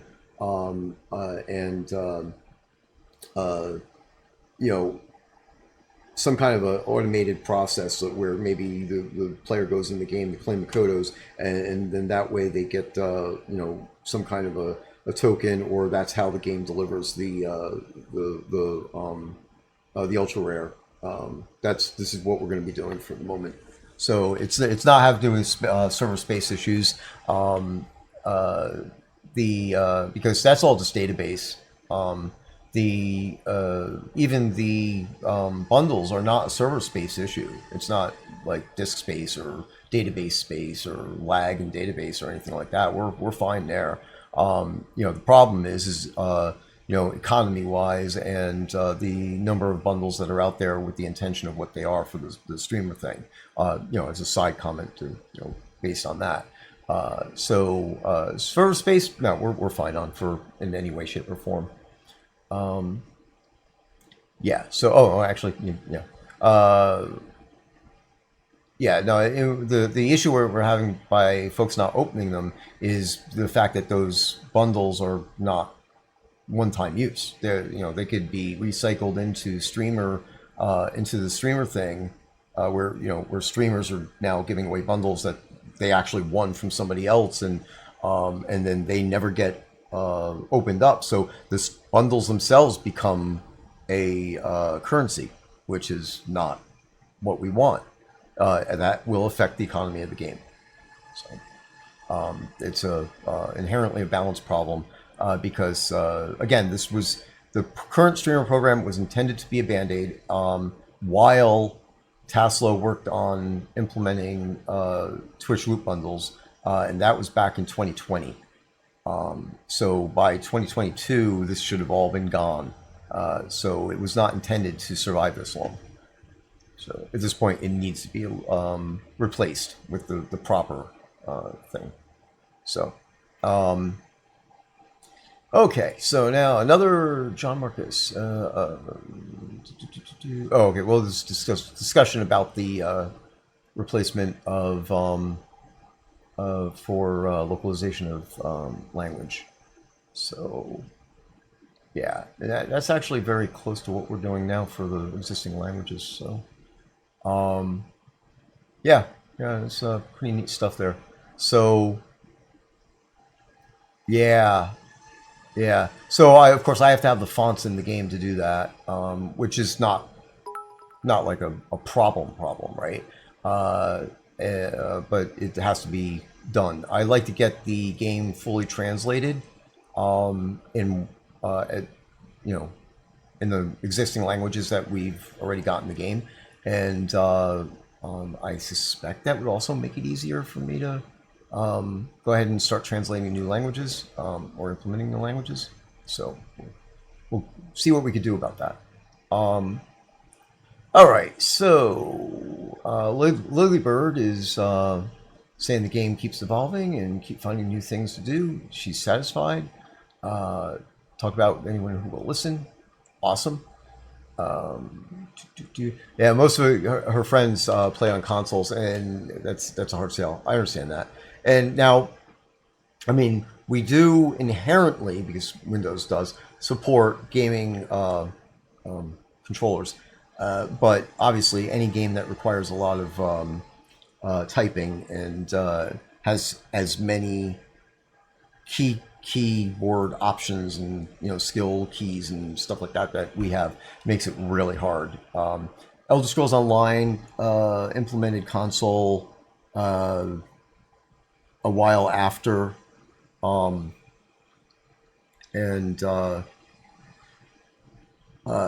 basically the game interface was made with the intention for console to function from scratch.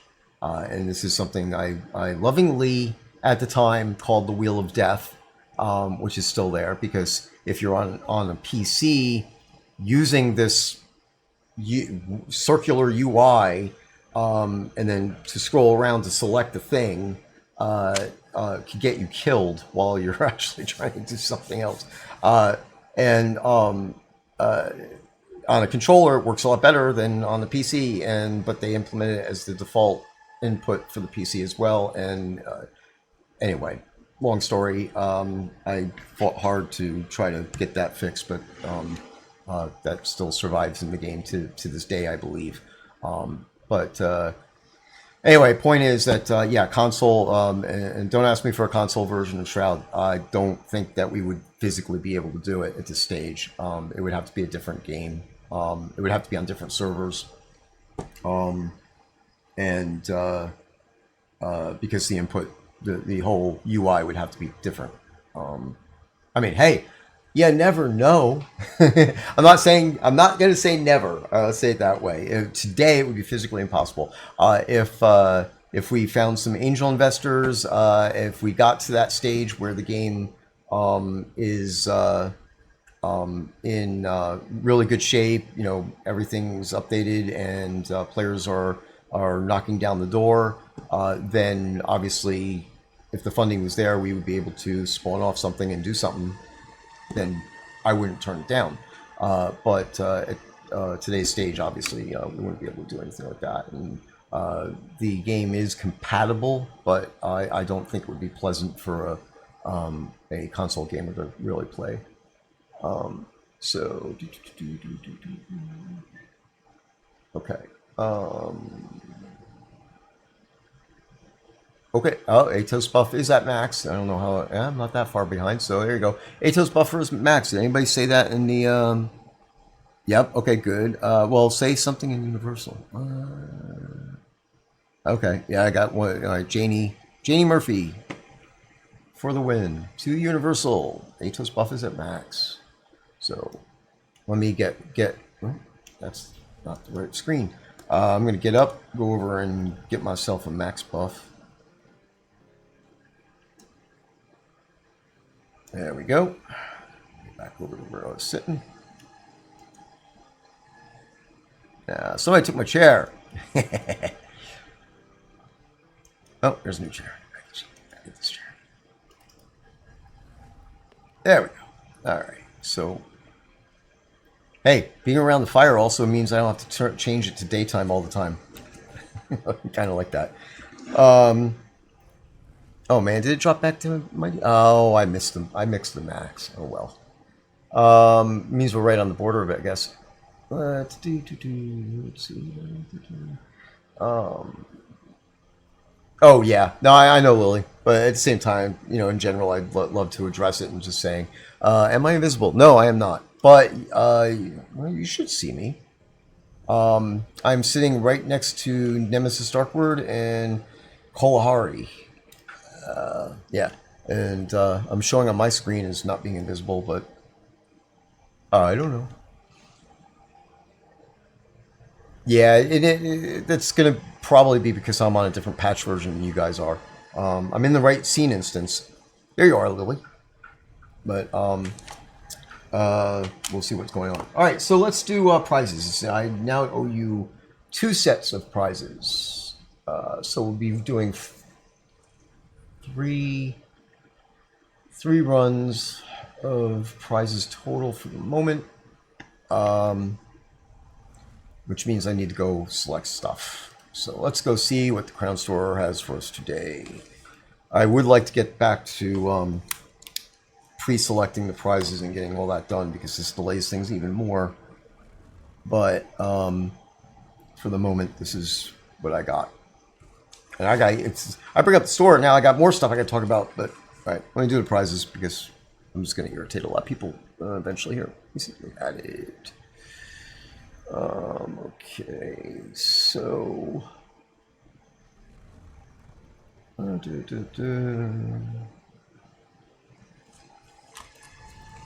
right, let me see now. Don't worry me, I need to bring up the script. So much involved with this. Okay. Failed my invisibility check. All right, here we go. This goes a lot better when there's more people on the stream with me. They can talk while I'm doing all this stuff.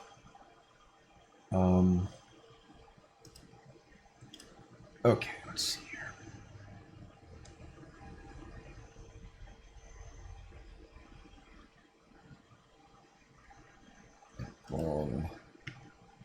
Wrong thing.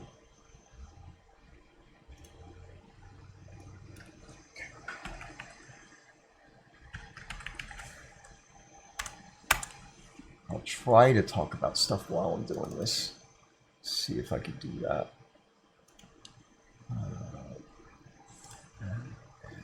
Let's move that out of the way. And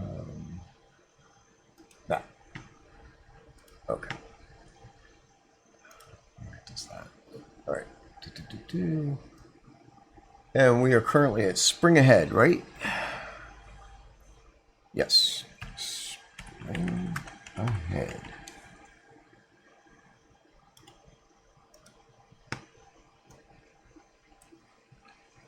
Just get that up into the project.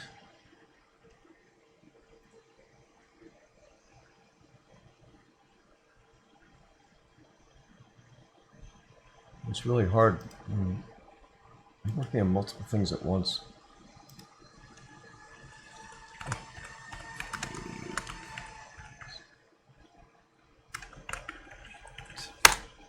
Okay. All right. Prize script has been updated. And while I am looking for prizes, you guys have a few more minutes. If you haven't yet, please put in the phrase spring ahead, spring space ahead into any game chat in the game. You also automatically get added into the raffle for or whatever the prize drawing for if you purchase anything during the window as well, which is pretty sure it's anything on today's date. Yeah, anything on today's date. So up to the drawings, obviously. So if you have purchased an additional character slot, Kodos, and anything on the cash shop on the website, or say the phrase, then you will qualify to be considered to get a prize. So let's see here. I'm going to do.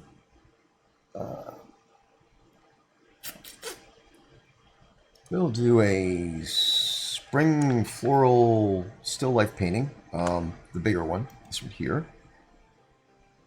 Right? Yep. Why is this book in my way now? Okay. All right, one. Oh.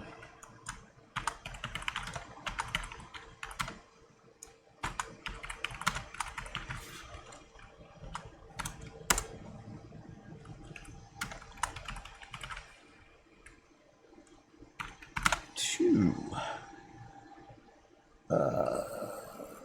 Let's see what we got in the spring stuff. Yeah,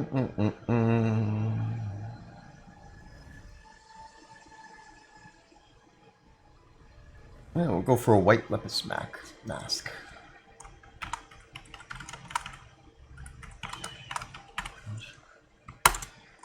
And 3 rabbit-tailed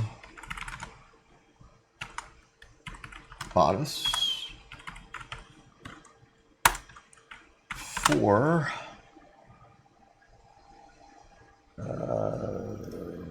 so what is currently on sale? Nah, that looks good to me. How many pages of this do we have? 2 pages. Right.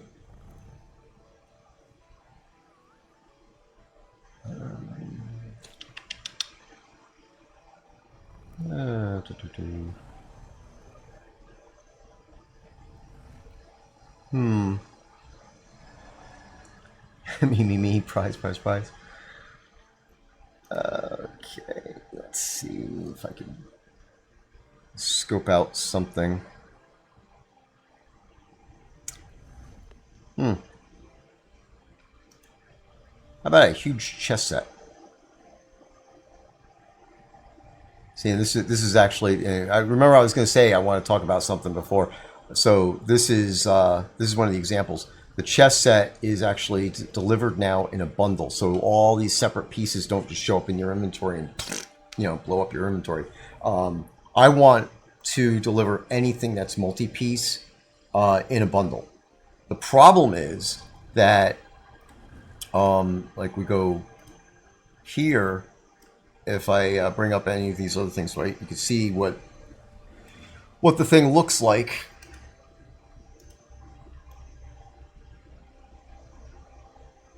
And with the bundle, you don't get the preview. So I need to actually add some new code in here where you could actually still click on it and see the three-dimensional stuff. Not as important for things like the chess and checkerboard type of deal here, right? Or even maybe even a clock or whatever, because you could clearly see what it's going to look like there. But if you, if it's a clothing set, well, these aren't clothing sets, but if you follow what I'm saying, multi-pieces where, something that you're going to actually wear or something along those lines, it might actually be beneficial to still be able to see the 3D view. So that code needs to be changed from the way it's set up. And what I'm going to do is add another field in store shelf item listings, so that way basically the if a bundle is listed in the bundle field, it will deliver the bundle but still show you all the stuff. That's my solution for that. I just need to sit down and write that code, in my spare time. Yeah.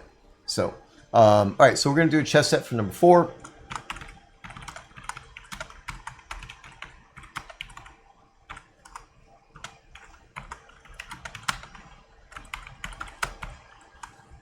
And then we have the tradition, the new traditionalist tradition of a village home. So let's see what we have for that. Village home.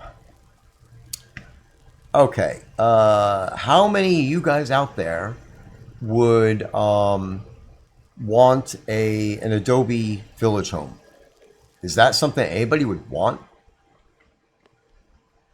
I'm prejudiced on this. I don't like these things. So, really, you guys would?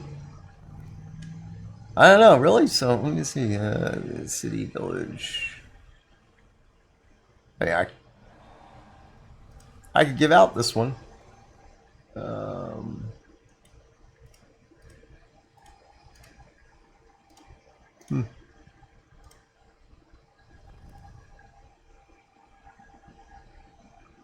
Well, that's a good question. I haven't actually run the numbers on that. I probably should.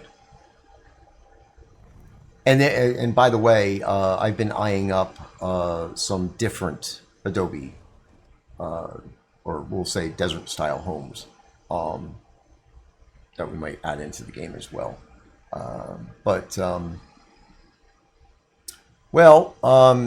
If there's nobody yelling no,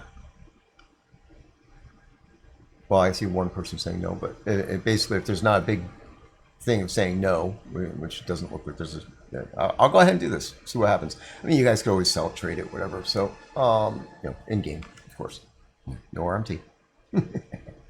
All right, so and I know I'm gonna get side-eyed internally on this. Video and alchemy.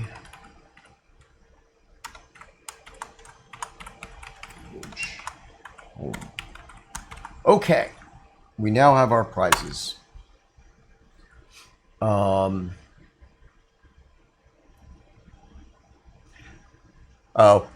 If it you're trying to get one of those to deco, so meaning you want to get one of them so you can deco it, or you have one and you can't deco it because it's got problems. If it's got deco problems, definitely make sure there's okay, all right, cool, all right, fine. Because obviously deco stuff in the houses is definitely things that we could fix if there's issues with that. Yeah, well, yeah, this is true. Yeah, no worries. So, thank you. Okay. All right. So, I'm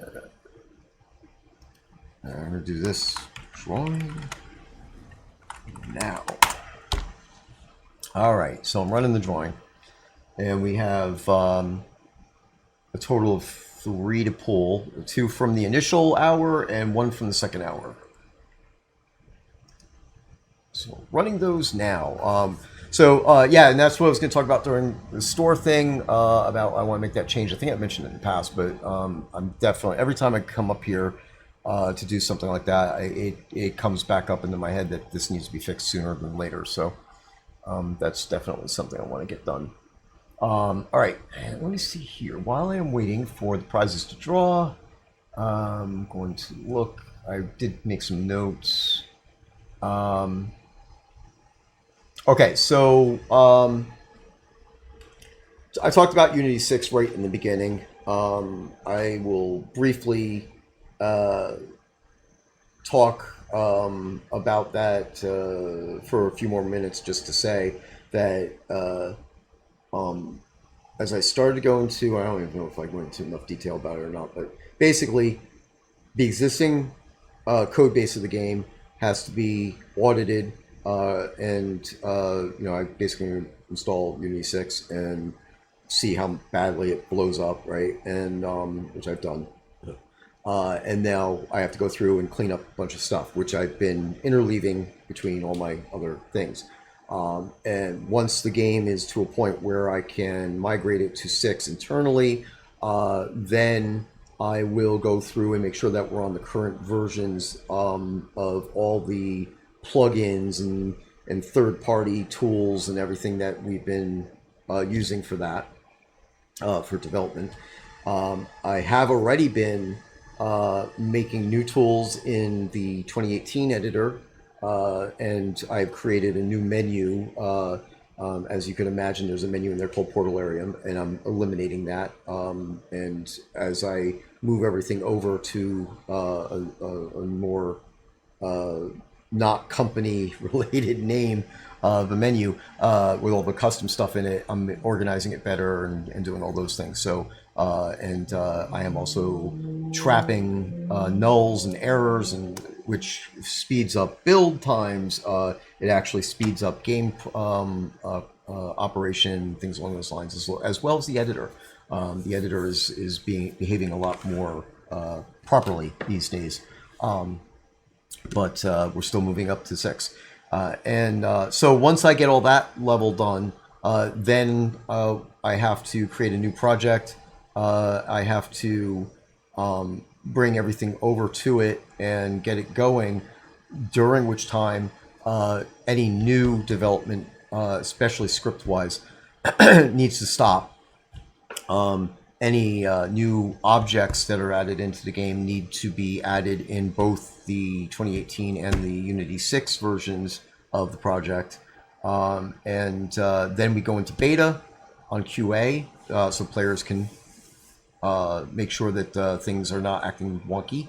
I can't promise existing bugs will all be fixed, obviously, but I don't want new bugs to occur. Operational crash to desktops, things, massive operational problems. These need to be addressed immediately before we can fully converge the migration over. And then, of course, we go live with it. The old project would be archived, and then we would be on to the new thing. A lot of this is going to involve some infrastructure changes as well. The current project is we use Perforce as our source control, and I'm going to basically need to duplicate that. So I need to run a new Perforce machine, which is terabytes of data.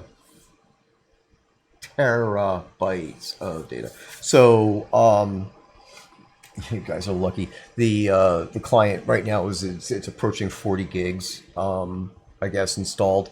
Of course, there are other games out there that are 4 times the size of that, if not more, 5 times the size of it. Which obviously ours is going to grow, definitely, because I want to put better graphics in and all that stuff. As I said, the game's going to keep on getting bigger. It's a sandbox game, so AAA games that are not sandbox have the benefit of not adding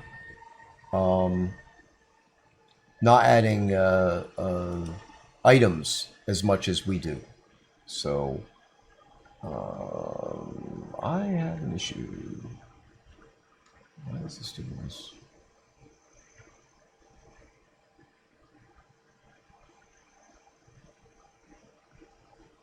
Huh, interesting. Okay, finally, that worked.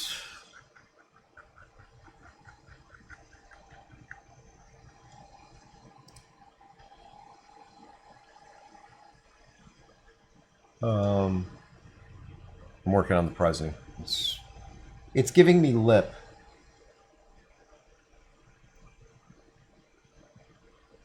I don't know why. Let's see. Build's finished, so why is it still running? Oh, there it's done now. All right. And of course it didn't pop. Okay, so let me do this again, see what happens.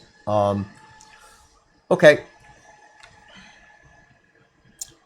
So while we're waiting for the pricing to play nice with us, we will move ahead.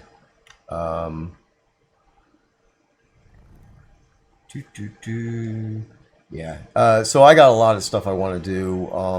And I've said this from the beginning. I told Chris when I first got on the team, he's like, "Oh yeah, you know, he brought me in specifically for a thing," and he said, "But I want you to do what do what you want to do what makes you, what's fun and stuff."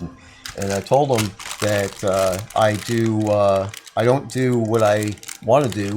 I do what I have to do, what needs to be done, and one of the things I want to do is actually make a whole UI for GMs that would give us better data. Like right now, I'd be able to just take a glance and see where the Castellatos buff level is and things along those lines. But you know, anyway, welcome, Scottie. Hello, how are you all doing? Good timing. Let me make some changes here. The camera's not working the way it should be now. I can barely hear you, by the way, Steven. I think it's because your mic is down or up or something. Oh, you know what?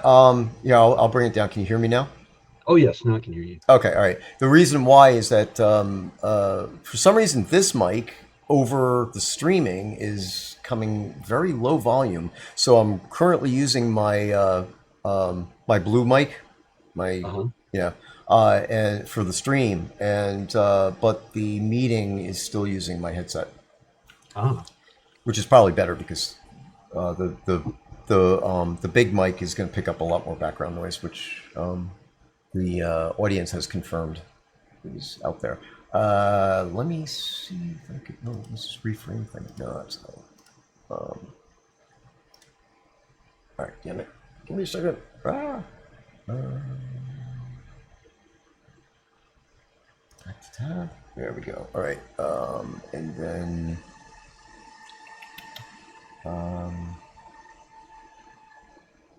If I can do. I'm having problems with the Prize app. Prize screen scripts. Sorry.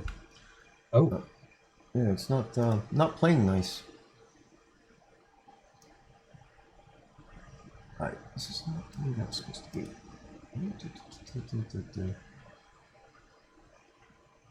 Why is it not doing it? It's not doing what I want.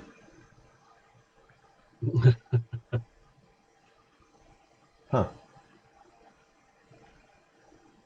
Okay, well, let's go back here then, and then this is doing what I want, but it's not visible on the screen. So let me go fix that.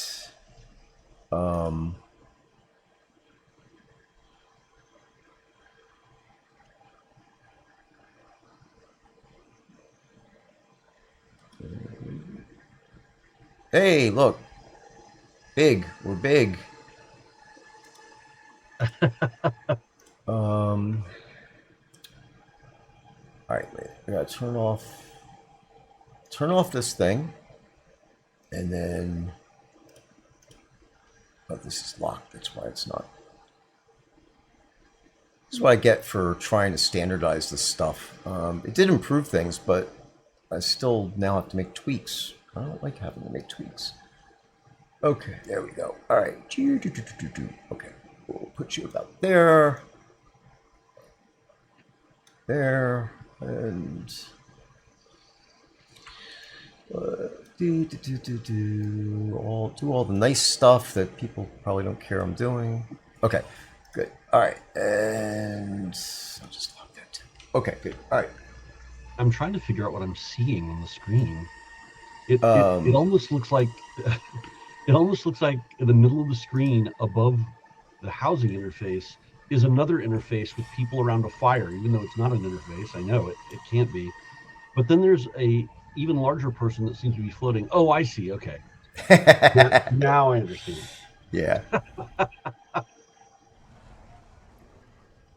Yep. He's that's nice. Yeah, it just took a potion to make himself big. So we're just having a fireside chat here. Oh, nice. Okay, so I don't know why this is not working. We've run this since then. Why?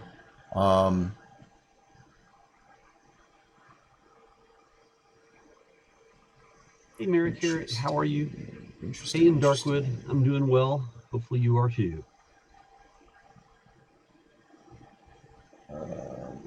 Oh, what was that? Oh, is that a? Oh, that's a boar marching along behind the person. It's very dark on my screen. It's hard to see. That's Simon Says Die. Mm. All right. Well, it's giving me results, but it's not posting them. I'm going to have to really figure this out. But I will manually copy these into our thing. And then, Oddly enough, I've never noticed before how very dark the soil is compared to the rock of the keeps. The castle's stone and such. It's like well, super rich dark loam or something. yeah, that's actually, I was talking about this earlier. One of the things, of course, is that the game is not during daytime, so we got that. Mm. And here, I will. So, I mean, you're not Ah, far off, but you see how it's still blurry? oh yeah. This is one of the textures I have not fixed up yet. I mean, it's not as bad as some of the others because you could see, the plant life in here. You can see Hmm. what the plants are at least. But it is definitely looking like a carpet in a 90-year-old house that's never been vacuumed. Some of it also looks like it could be that there are two textures that are trying to mix there evenly.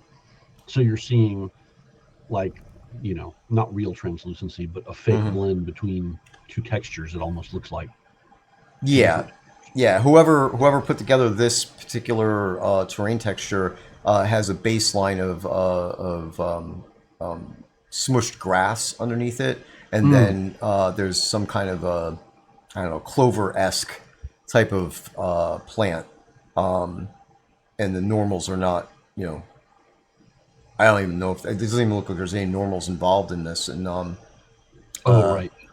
Probably not. yeah, plus the height map is not there. So if I put a height map in, you would actually definitely see, you know, well, actually, never mind. I'll strike that. I wouldn't do a height map here because then people would be kind of bouncing along as they walk.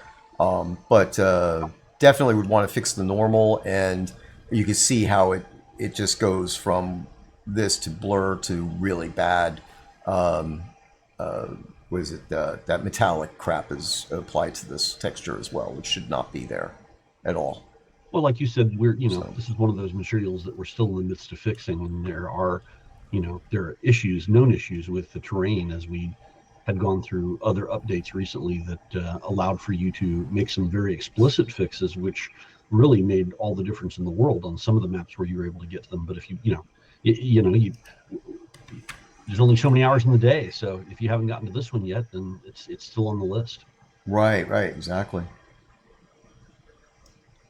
Alrighty, let's see here.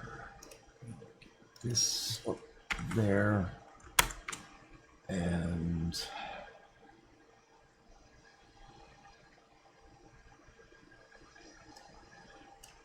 I'm updating in the background right now so that I can join in. show the work that you had asked me to kind of show pertaining to the more recent house stuff that I'm doing for not the fixes now. Now that the fixes are sort of out of the way, now it's the updates to the newer versions, the updated versions of the older styles before moving on to the new versions of the newer styles in the new building format Right. that we're doing for the deco surfaces, a little bit more free form.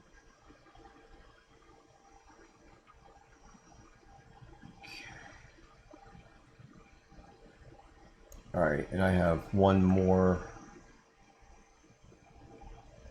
to run. As I said, this thing has been finicky. It's just taking a lot longer than it's supposed to, and outputting some messages that I've not seen before, but it's still producing results. So this may be the result of me trying to eliminate dupes.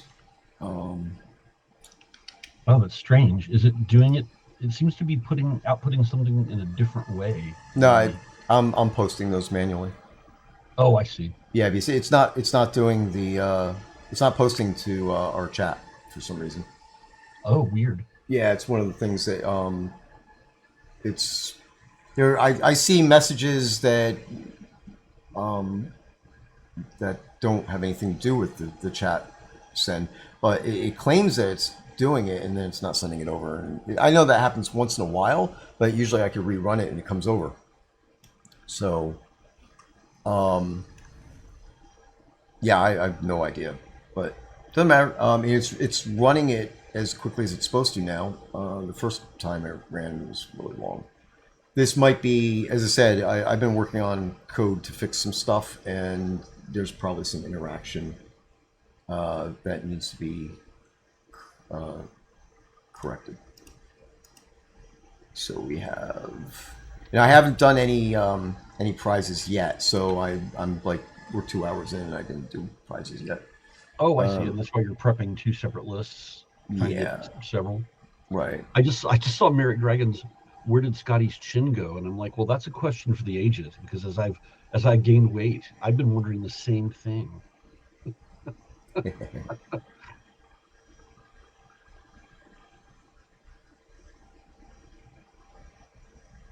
Oh, I see what's going on here.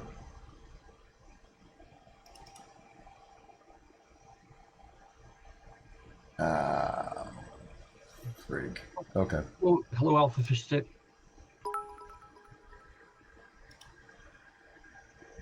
Sorry, I'm late checking the messages and such. Oh God, I was going through the. I spent the whole first hour just going through the chat stuff. I mean, it's a lot of stuff going on there. So, yeah, and I said that you might join to show or talk about the housing. So that's all cool. And, of course. Yep. Murphing all the way says that I have a beard to disguise it. Yes, I carefully nurture that so I can try to hide the fact that I'm slowly just becoming a flesh tube from the neck up. It's like a hot dog is emerging from my shoulders, right? It's just a Scottie shaped hot dog. Eventually I'll get back onto some form of regimen where I can start losing weight again, but me, like a lot of folks, are eating our sorrows right now. Definitely stressful days, no matter what. Yes. Yeah, absolutely so. All right.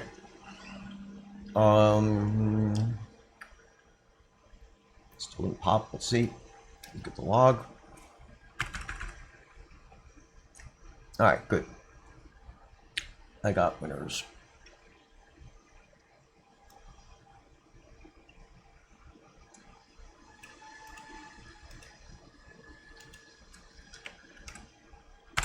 Okie dokie. Oh, sorry, there's not a lot of spacing in here, but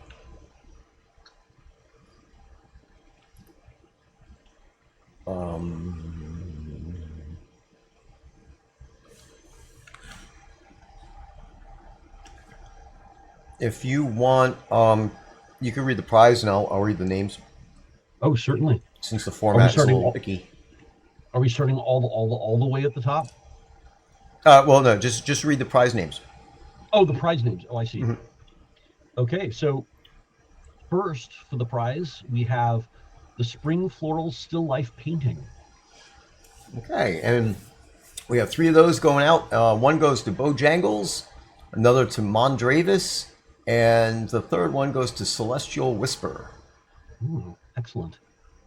The next prize is the white Lepus mask.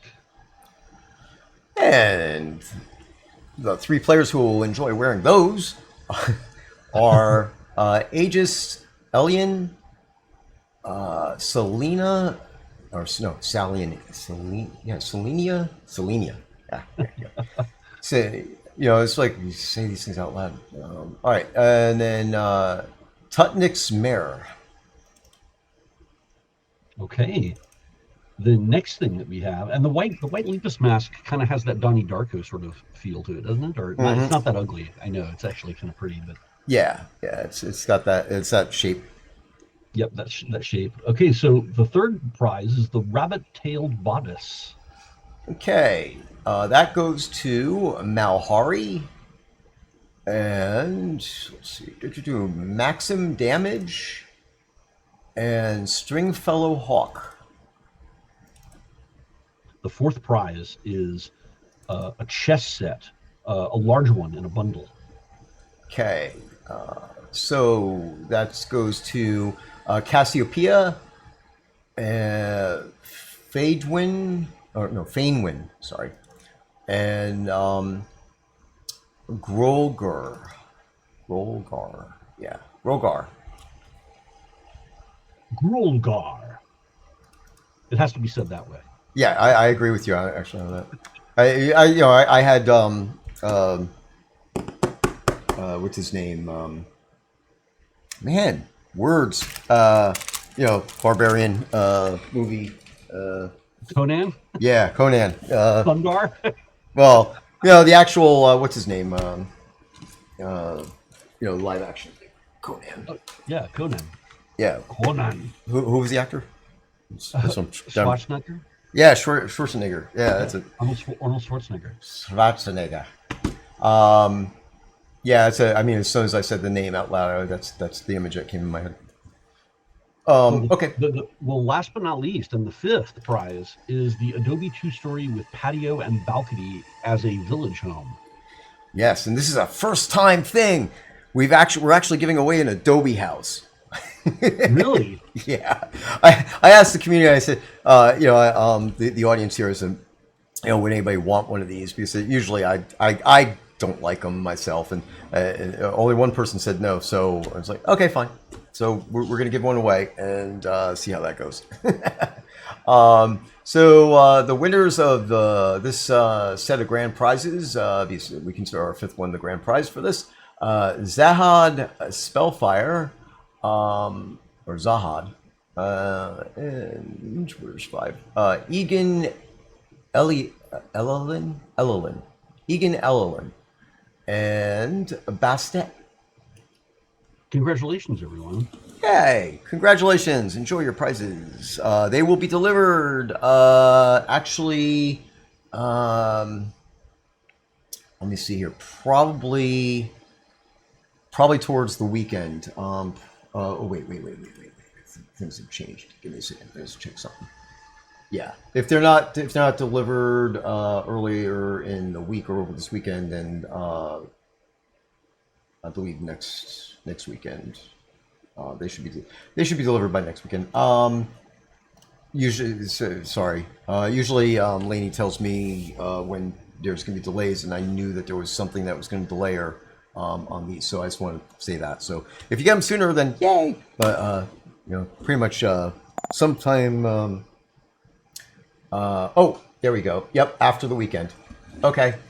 Yep, Lainey confirmed, so we're good. Thank you. Sorry, I get confused sometimes, so I get guidance. Much needed guidance. Okay. Do we lay these prices out to show off, by the way, anywhere?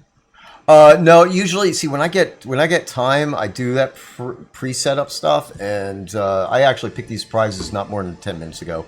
But I showed them all, like, they're all from the Crown Store, so I do it on screen at this moment, where I show them what I'm picking and that type of thing. So they've been able to see it as far as that's concerned. One of these days, I will get my act completely together I actually did set aside a place in Castle Atos to do that. But I could also set up one in Hometown because we want people to go to Hometown to see all the new stuff as well. Just too much to do. Okay, so let me see. Now we've got that done, and we only have about 20 minutes until we have to do it again. Want to scroll back? No, not scroll back too far. But where is it? There it is. Okay. All right, so I talked about Unity6 already and what's involved. I talked about a whole bunch of other stuff. Player Dungeon, I just want to touch on that, and then we can just go into all Scottie stuff. Sure. Basically, Player Dungeon. So, actually, I think Hemner was asking me about this, because his next release is supposed to be content release, and of course, we're behind schedule on a lot of the content things. But I'm aiming to get at least some of the dungeon content in that I was trying to do. Basically, I have on deck the lava lake room. I have spawns for the spawn version of all the lava rooms. I have the and the well I'm working on. So in the bigger picture, there's also the 8th level of hell, but that's a massive thing. So I'm not expecting that anytime immediately soon, but I need to get this place off time so I can go work on it. I did actually update some stuff for the lava lake room. Of course, players can't get to it yet, but I had to build nav mesh for it, so I got that going into the game. And I also updated nav mesh for a couple of other rooms where the nav mesh was messed up. I did what I hope would be considered significant work on the hilt spider room. The room should be placeable now. The nav mesh was rebuilt, and I made some adjustments to the spawners. So I do need to know at this point what, if anything, is still broken in that room. So basically, that's what I got to go update the forum thread and ask for input on that one.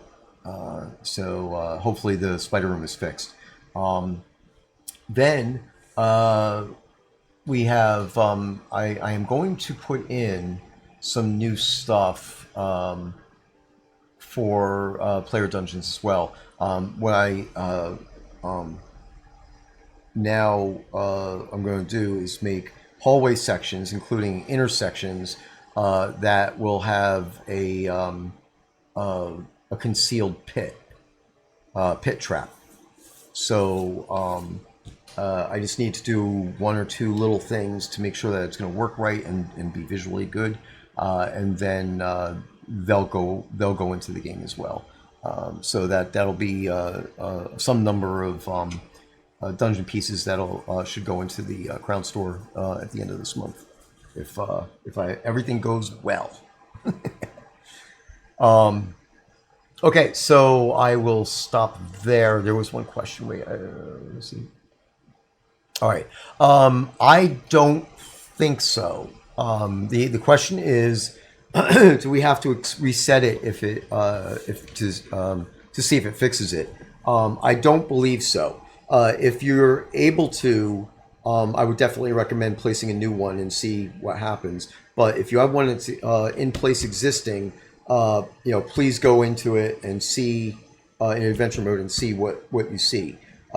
If it's still doing the exact same thing, then we might have to do something where we have it replaced. But I don't. At this stage, I don't think that that's going to be the case because I didn't have to change a script. So we'll have to see what happens with that. But please test it out and let me know in that forum thread. All right, and then we have a question about are wyvern totems possible? Are they possible? Yeah, they're possible. I'm channeling Star right now. But A lot. I mean, a lot of the rooms, most of the rooms would not be able to fit wyverns. So I think what we'd have to do is actually make specific rooms where the wyverns would be able to fit, kind of like the troll room, the troll cavern. Can't even call it a troll cave, but it's a troll cavern. That huge room there, that type of thing. But I'll consider it. I saw it go into the wish list, and I'll consider it. I'm not.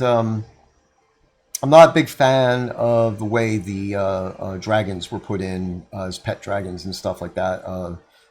Back in the day, that was one of those things I mentioned earlier, where I raised my hand and said some things, but I was overrode during team meetings, and because they're clipping and they're gonna clip because they're too big. So um, got to look at certain things in certain circumstances. As spawners in a specific room that they're intended to be in, yeah, I think that could be done. It's just a matter of me getting to the point where I'm going to do that. Let me handle the fire elementals first. And So that's the purpose of our totems, is they act as spawners for that particular creature whose totem it is. yeah, so the totem, well, you know what? While we're doing this, I will talk about it and bring us to a place here. Load Sure. level. Decoration station. I really want to add a name alias into that just calls it Green Acres. But okay, so just going back a little bit. Tired. So basically, what happens is, in some cases, players can purchase the rooms. In some cases, players can craft the rooms. And the spider room is one of the craftable ones. There's a recipe for it. There are 3 recipes actually. One for a deco version of the room that has all the. I need to. Deco version of the room that has all the cobwebs and other stuff in it that the actual Hilt Spider Room has in the adventure scene or zone. And then there's a pristine version which basically ripped out all the cobwebs and crap, so that way the players have something that they can completely deco the way they want. And then the 3rd version is the spawnable one. And get this. Why am I not seeing my? That's interesting. Right, oh, there it is. Okay, I do have the room already. So I placed the room in here. This is the spawnable one. I've been working on it. And I still have some more stuff I want to tweak with this. This is the totem slot right here. So basically on a spawnable dungeon room, a player dungeon room where you can have battles in, you're not allowed to deco in those rooms because it could be exploited and block the mobs and stuff. But you will see this small colonnade type of shelf thing, whatever, can't think of words, with an invisible, squiggly looking representation of what the monster will be. So this is a spider totem slot. So now if I go into my inventory, and you have to craft these as well, the totems have to be crafted. All the totems have to be crafted. So I could take the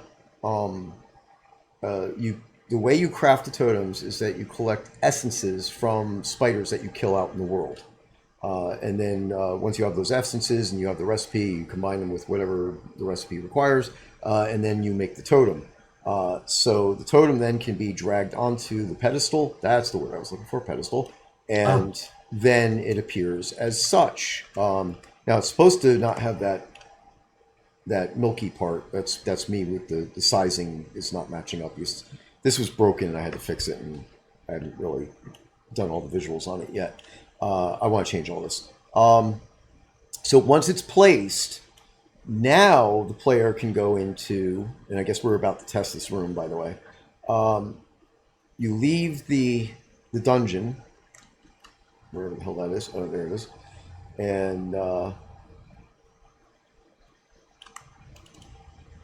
come on, go. I'm clicking too fast or something. So, oh, okay, second level. All right, okay. So, yeah, I was wondering about that. I might have to make another nav mesh for it. So, all right, Mondres, thank you. He's saying that he tested it and the pets won't go on to the second level, which means that the nav mesh is either not applying at the right height or it's not applying. So, I have to go look at the graphs and see what's going on there. So, once you place a totem, if you want to actually see the mobs spawn or let players come in and do some adventures in there, you want to change this to enable dungeon adventure mode. And let me bring that up again. So then it'll change it. So if it is enabled, it'll say disabled, disable dungeon adventure mode. So it's showing you what option you would change it to. Right. So now we'll go back into the dungeon. And the mobs don't move. Yeah, if the mobs don't move, then that's definitely nav mesh.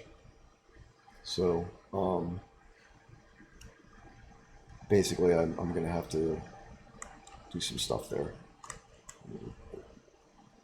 Yeah, so like this is one of the problems here. See this? The spider is being kicked out of the room. I have to change where I have to check where this spider is spawning. It's basically. See, it'll attack me here, and it'll walk around in here because it's on the nav mesh for the foyer. But if I go in here, it won't follow me because it knows that the nav mesh actually breaks here, and nav mesh in this room is not set right. So there may not be. See, it'll just hang out there. So the nav mesh breaks inside of that dungeon corridor? Yeah, it's because you see where the difference is, right? We're going from the brown marble to dungeon stone, and the nav mesh is a different nav mesh here. I have a concern that I think there's an inherent problem that the nav mesh in one room is too far away from the beginning of the nav mesh in the next one. So when the mobs are going over, the graph has too much of a gap, so it thinks it's a wall and it stops. Even though obviously it's attacking me because it's not a visible wall.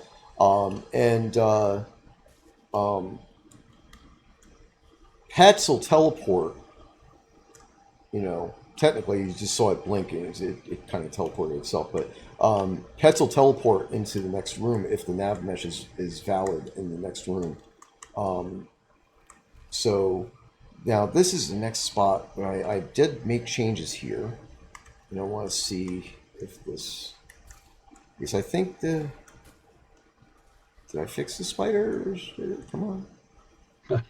See, they don't want to actually, man, that's, I'm getting skivvies here. Ugh. When they seem mad at you, they seem like they're able to come up to you and attack you. Yeah. It's I just want to make sure that they're able to leave the dais.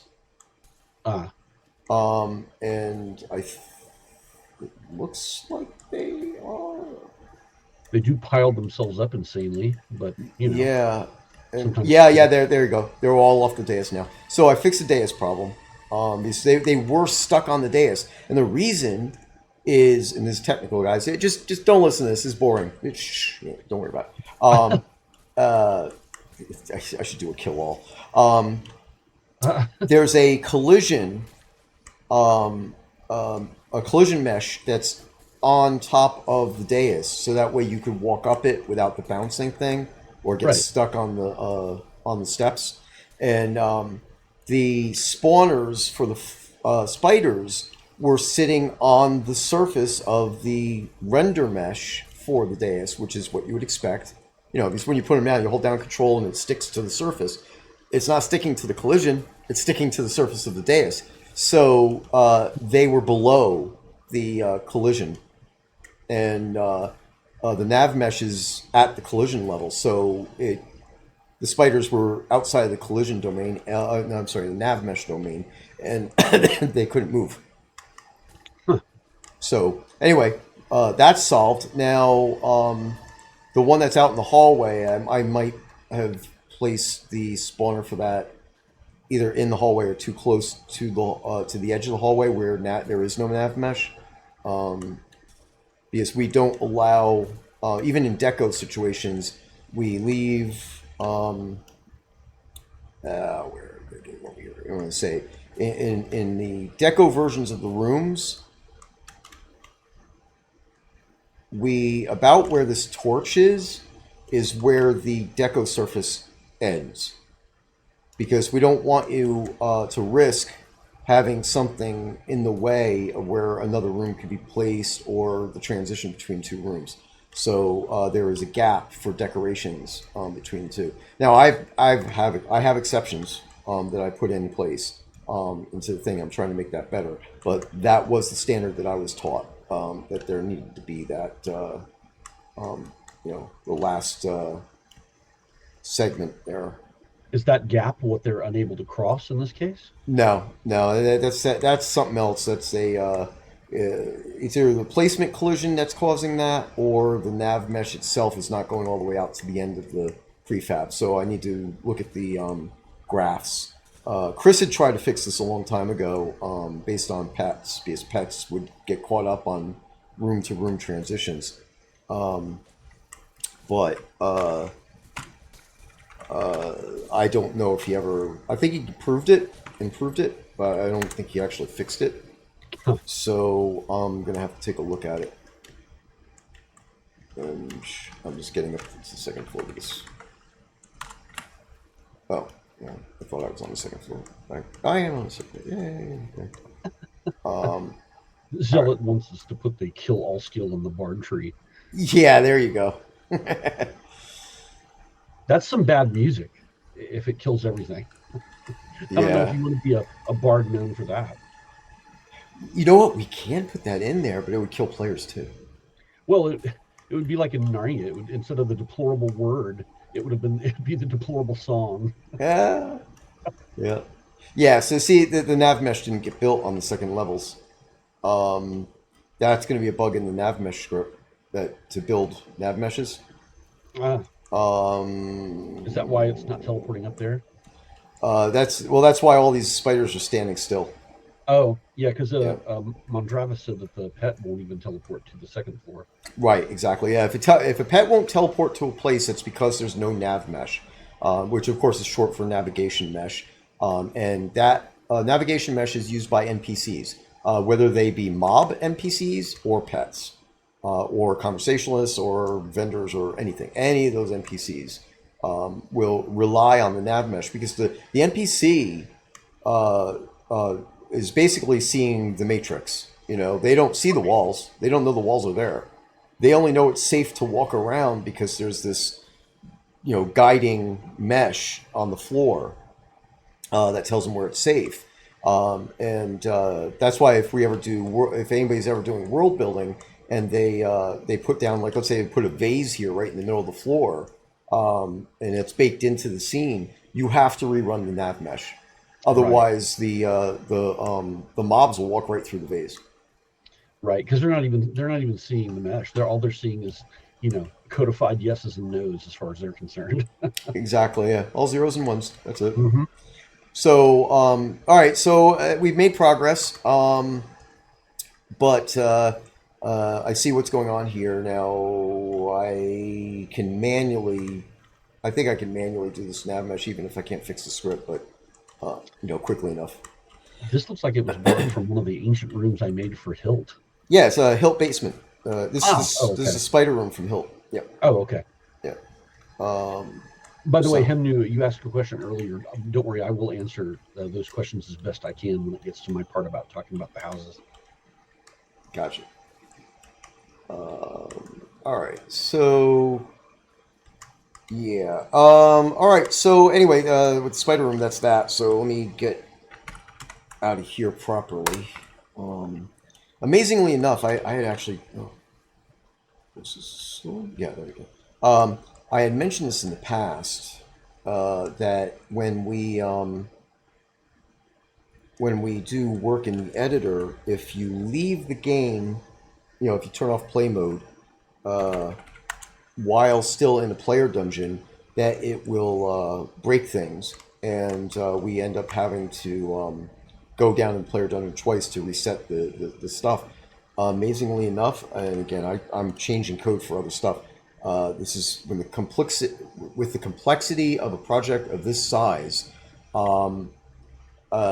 You fix one thing, you may actually break something else, but you also may fix something else.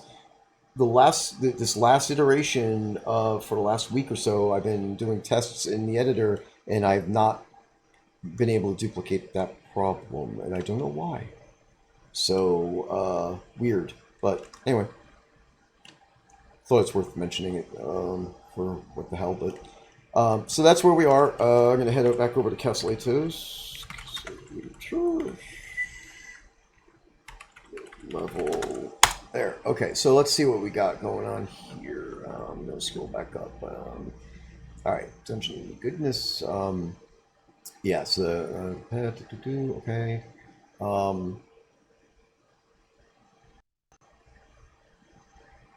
I'm still kind of laughing in my head about the kill all thing. All right, that dungeon level, that spider totem was level 6. So that's the highest you can get, and there's a boss spider in another room and all sorts of neat stuff there. I think in the lower levels I don't have this boss spider spawning. I have it in some of the higher levels. Yeah, I don't know what changed. One time that room worked great, and I think well, I know it has to do with the nav mesh, and something broke in the nav mesh scripting. So Chance's right. Yeah, the bard would kill himself too if you did a kill all. Yes, and literally would kill everything in the scene. It would be a party wipe. Probably that would be funny. Call it the party wipe skill. So retreat. All right. Okay. Maybe I missed your answer, but I asked if there's any chance we could get a second combat action bar, as has been asked for in the past. And blah blah blah. All right. So it feels very limited to many players with so many skills and abilities available. Well, that's the thing. That's OP, right? So when you have a game that has a slew of skills out there, because again, this is a classless game, right? So we don't limit the trees that you could use on a character based on what you have selected for race and class. So the trees are all available to you. You can mix and match all you want. But the problem there is, it's just like any programs on your PC. You can't run them all at the same time. So, yeah, of course, there's two different differences for that. This is not saying the game would crash. What I'm saying is that it's imbalanced. So, if we added another combat bar, even if there was a second and third, well, just the second and third, there were additional utility bars requested as well, which is more likely to be granted. With being able to cycle through the bars or something along those lines, because all the combat related stuff has at this point, I believe, been ripped out of the utility bars. But the combat bar at the size where it is right now, until we balance the game in its entirety, go through the whole thing, I don't want to add in the combat bar, because that's just adding to the OP of the stuff that's imbalanced that's OP now. It's not gonna help things. Games have to pace you. All right. One of the main purposes of the game's structural design is to pace the player through the game. And right now, this game obviously has pacing issues. Basically, players will go out there and they're leveraging things that are in the game. Some that were originally intended to be that way, some that were never intended to be that way, to escalate their skill growth, right? Their XP gain and such and so on. So, and as Portalarium had stated several thousand times, and Chris several thousand times, uh, uh, adventure level 200, which, by the way, again, reminder, the adventure level was never supposed to be visible to the player. That was not the intent. But modern MMO players are used to being able to see their progression through statistics and metrics. So Portalarium ended up putting it in. So there is a way to bring that up. There's a little chart that you can see all your specs that way.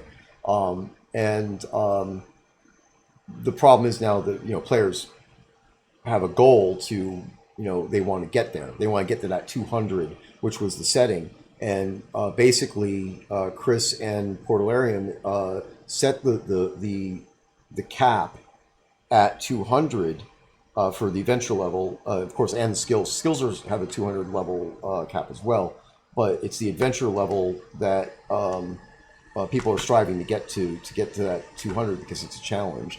And when you have on purpose diminishing returns, as you just if you ever played Dungeons and Dragons, every level you go up, it's I'm going to say exponential, but I don't want to say it's exactly exponential. But basically, the amount of XP you need to get to the next level doubles and stuff like that. So there is a scale like that here as well. So as you go up, it gets harder and harder to get to the next level, and that's where players feel there's a grind, and players want to get to that high level. But if you as I said, the game right now is not balanced, so there's a lot of OP stuff that's going on that's allowing people to get closer to that 200 adventure level, which was not intended. So that cap adventure level is going to have to be moved long term. This is just being practical, guys. The cap is going to go from 200 to God knows what number, but things have to be fixed before that can happen. There's the things that cause us to have attenuation have to be corrected, so that way attenuation could go away permanently forever, and then XP rewards and per kill and all that needs to be addressed. Once all that's done and we have the combat portion of the game balanced, then we could definitely look at, okay, can we afford to allow more skills in there? Because then we could look at it mathematically. Right now, and because based on what the game has been structured up to this day, that math was never applied. Portalarium didn't really apply math to this. And Catnip, continued to work on trying to do stuff, but as you know, there were the skills that were introduced by Catnip after are definitely not balanced. So and I'm not putting anybody specifically down here, because again, the game's development starting with, I would say 2016 to 2017, somewhere in that window, right about where the pledges stopped. And it just became, all right, we're going forward, please buy the game and help us develop the game and all that stuff. So much was added onto the schedule and the plate. The scope creep of the project was so massive that nothing was actually plotted out ahead of time. And this is where the balance comes into play, and why the game is imbalanced. So that needs to be fixed. Once that's fixed, then I can figure out whether or not mathematically we could add more combat slots and things along those lines. I am sure that there are things that are going to change. And not everything is a nerf, guys. So just keep that in mind. Balance goes both ways. Some things are not as good as they should be, too. Okay, so Oh, I was going to say it's 7:02. If you want to prepare the next list of recipients for the prizes, I'll right. try to answer the questions as a intro to the beginning of the housing discussion. I'll try to answer Henry's questions, and then after I do that, when you're ready with your list, we can name the names. All right, go for it. Okay, so Henry, you had asked up above, how come the homes retexturing for added performance project any closer to making new homes? And I said, well, and I would say to that, I think it's coming along okay. One of the things I want to, for the sake of doing what I always like to do, is just sort of managing expectations, both mine and the folks that I try to communicate with as I go through these processes, is that any of these processes, especially with the, let's say, the retexturing for added performance stuff, the things that I'm doing as I'm not just retexturing these old homes, but also fixing them as well. And in fact, one of the things I'll do real quick is I'll share my screen in preparation for doing the real talk. Is that easy for us to do still? Oh yeah, yeah, sure. Okay, let me do that then real quick. Uh,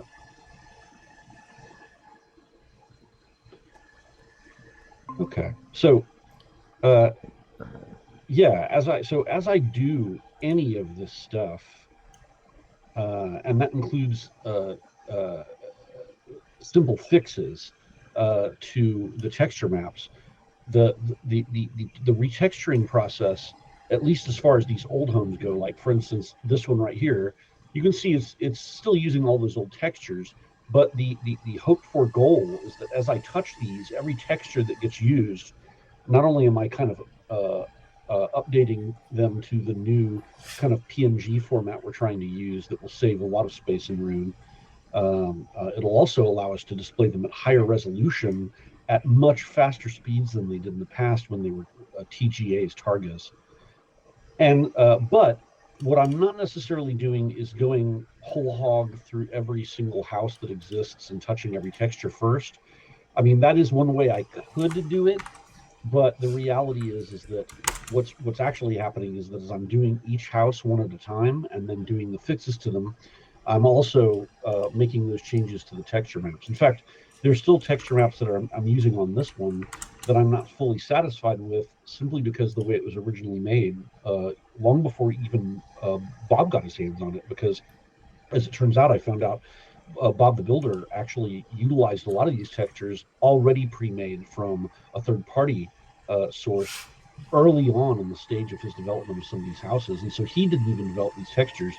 They were developed rapidly and sometimes in bizarre ways by folks who didn't necessarily engineer the textures to be the most functional, or maybe they were functional at the time, but what they certainly weren't to me at times were as pretty as they could be or as effective as they could be from a standpoint of how they're made. And that's talking about something as simple as, for instance, the decision to say that, because obviously every tile that you're seeing here, every little section, the texture is retiled and it retiles again and again, and that's fine. I mean, that's to be expected for a lot of standard textures.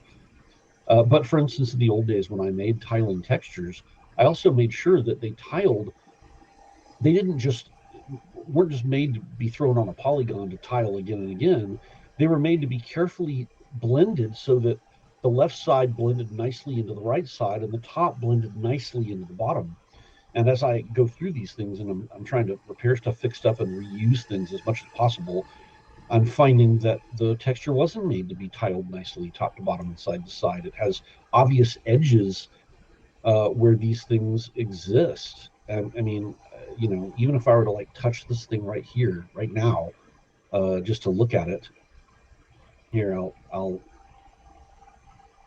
hide unselected and I'll just look at this outer piece real quickly. This outer piece, it's very basic in the way it's made. But if I were to go through here and delete some of these polys so we can see the way the texture tiles behind it, then what you'll see is it's not tiling at all. That dark edge in this corner here should be tiling seamlessly with this section, and this section here, but it's not. As you can see, it plainly has not been made to effectively tile. Here, top to bottom, it should be tiling, but instead we get this razor edge. And that's not good, because if I wanted to move things around a little bit to where I could see more of this eroded looking section of plaster, because I wanted to show it off like maybe it's just, torn down the middle and you can see the whole thing. Well, that little razor sharp edge is just ugly. It shouldn't be there. And no competent texture mapping maker should have made a texture map like that. I mean, heck, back in the old days, when we really had to make things tile, we were doing things so that if I had to be building a dungeon area with a floor piece and I wanted to really kind of shake things up a bit to where you couldn't see that it was the same tile over and over and over again, top to bottom and side to side, well, I would try to make the tile so I could rotate that physical tile, and when they snap together, even if I rotated it 90 degrees and put it against the tile next to it, it would still visibly look like it kind of flowed from one into the other smoothly. So not only did it tile up, down, and left to right, it tiled no matter which way I rotated any side and touched it to another same side of that texture. And you had to very carefully craft that to make that happen. And I'm just not seeing that in some of these modern textures. And in fact, I'm sometimes seeing modern textures that have been made algorithmically. I mean, essentially, they must have painted whatever they painted in their model, and then they generated the textures out of that. But then they didn't bother touching them up. They didn't bother fixing them. They didn't bother making them look good, and getting rid of whatever algorithmically generated repetitions of stuff inside the patterns.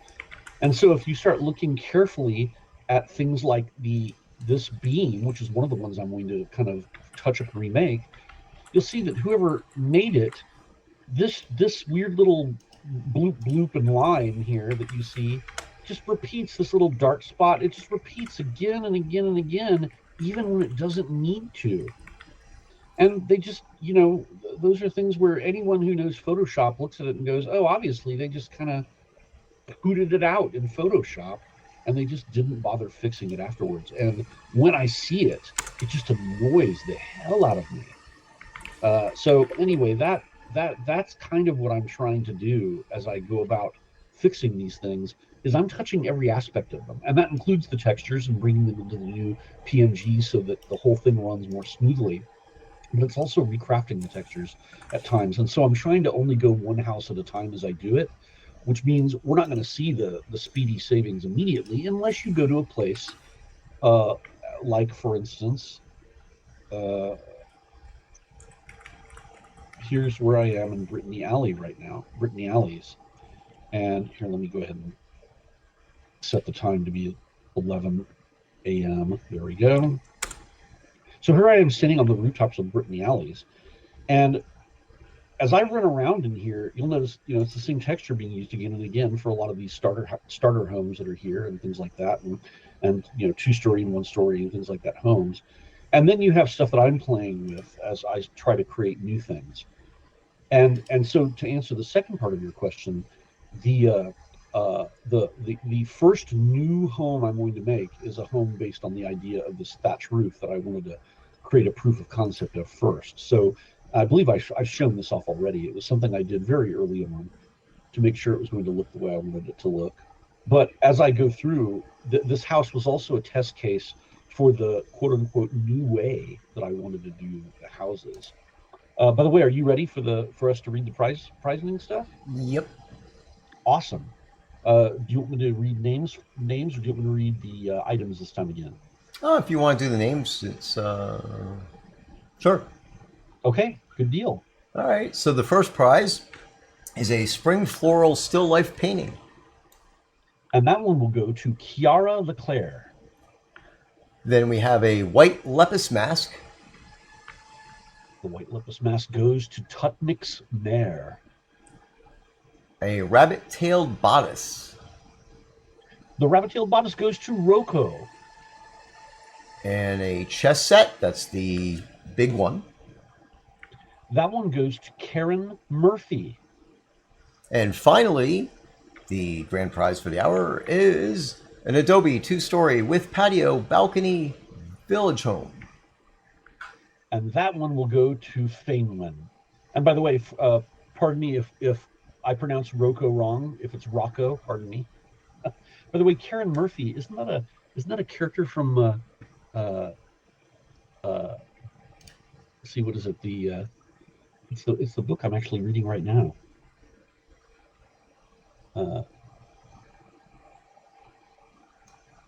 Yeah, that from the Jim Butcher series from uh, uh,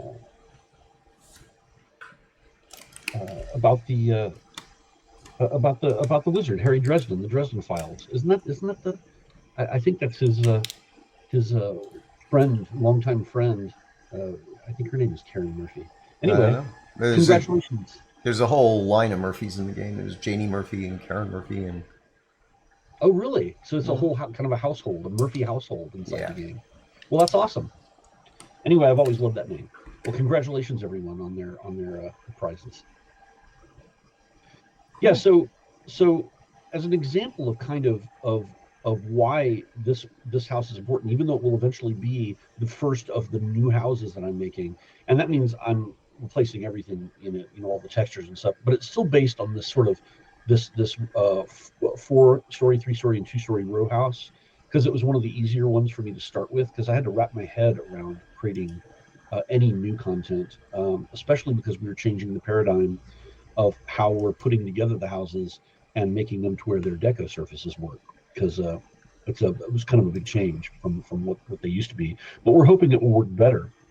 But in addition to it being what the new house will eventually be, it's also the test case for me to create the new versions of the older styles of houses. Not only are we fixing the old styles to an extent, without really changing anything about where items get placed or any of that kind of stuff. We're just kind of fixing what we can fix to make things faster, which we would call those the fixed versions. The improved versions of our same row houses are going to be built and maintained on this new kind of uh, uh, this new pattern of building that I'm making for this. And so this became the test case for the sort of the standard way to build the new versions of the newfangled root houses that have the thinner walls, and they have the broader floor space, and then they begin and they have hopefully better deco surfaces on them, more far-reaching, and they allow you to play around to try decoing on a variety of different surfaces as opposed to just the very basic old ones that were kind of invisible planes that were placed in there on top of the geometry. Because now every bit of the geometry, for the most part, is a deco surface, one way or the other, and you can try to place anything anywhere you want. Or whether it will work or not is, of course, a whole another thing entirely, because that depends. That has a lot of interdependencies on the objects you're trying to place, how big they are, and et cetera, collision shapes, things like that. But as I go through, I am testing things, and so one of the things I wanted to test here, because in the middle of doing the housing stuff, Stephen had the idea of creating another fireplace set that did not have the built-in shelves on them. And so each set was remade by me to allow for them to not have the shelves. And plus, I went through the process of doing the whole thing with their textures, so that the textures are faster and better PNGs and all the other stuff. But I also wanted to make it to where they sunk properly into the wall in a way they really didn't do before.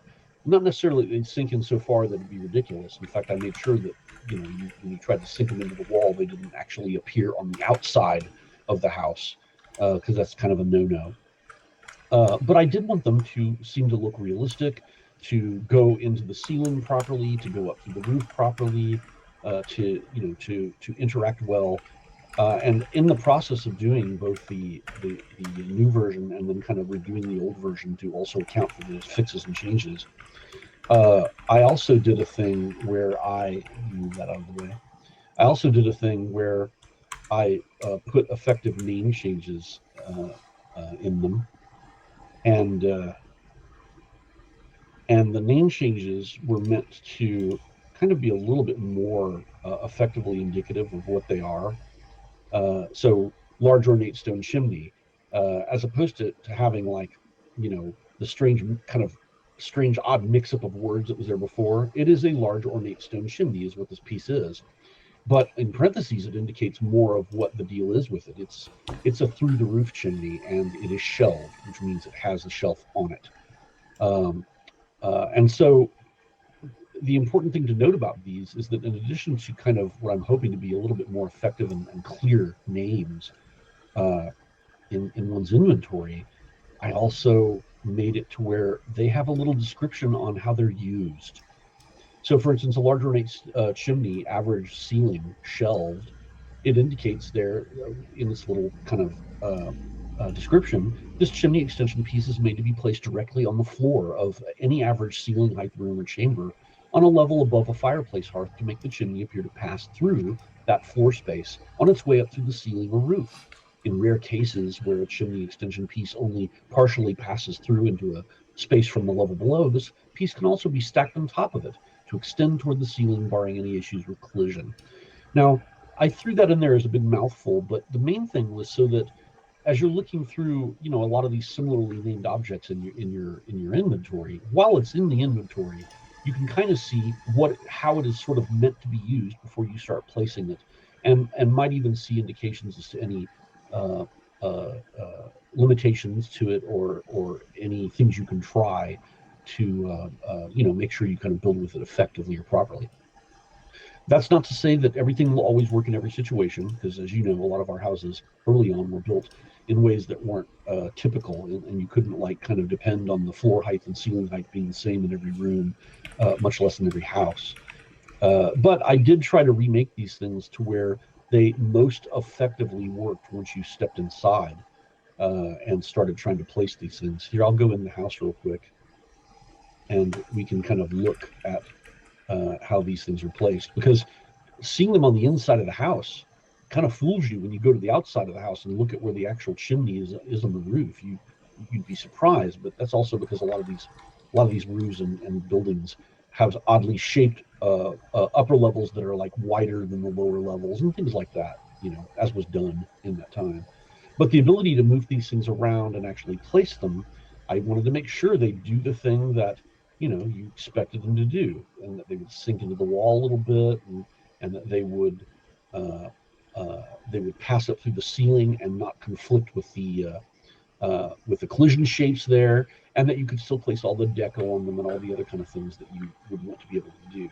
And this is all part of the process. And in fact, in all the new buildings, not necessarily the old fixed ones, but in the new buildings that I'm making, that are the improved versions, one of the things I fixed was that all of these back walls were not even all the way down from the top of the house all the way to the bottom, which meant that if you put a piece of a chimney up against one of these walls, and it went through down into the floor below, you might suddenly discover that it won't go all the way up to the wall like it should, because the wall up at the top on this level is relatively in game a half a foot deeper than the wall on this level. And that displeased me so much. So I went back in and started fixing that kind of stuff to make sure that any of the new buildings did not suffer from these same problems. And so there was a lot of work that I went through to make sure that even the initial prototype functioned the way I wanted it to. And then I tested things like chimneys and other stuff on every single level to make sure that it still kind of upheld the same usability as it once had. And all that was a giant pain in the patootie, but in the end, it's well worth it to make sure that you all get quality stuff, especially when it's a whole new set uh, of chimneys that we're offering for every single style, except the ones that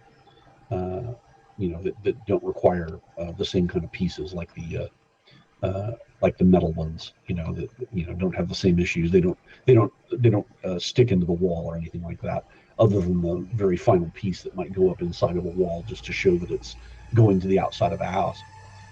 So for the most part, all that stuff got done, and then simultaneously, I continue testing the houses as I go to make sure that the decorative stuff still works in this new kind of deco paradigm. And when I talk about a deco paradigm, what I'm really talking about is the fact that in the old days, I'll get out of here real quick so you can kind of see.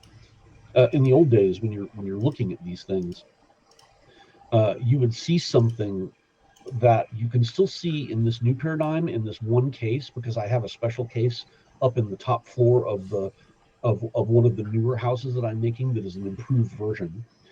And that special case is that it just doesn't have a flat ceiling above you. You can look up into the height of the sort of A-frame of the ceiling and see all the rafters And so that's something new I added in the new version uh, of one of the old styles of houses that I'm revamping right now. And there are actually four of these kind of improved versions, I guess I'd say. If I pull it up, and probably pull it up real quickly in it's Jira.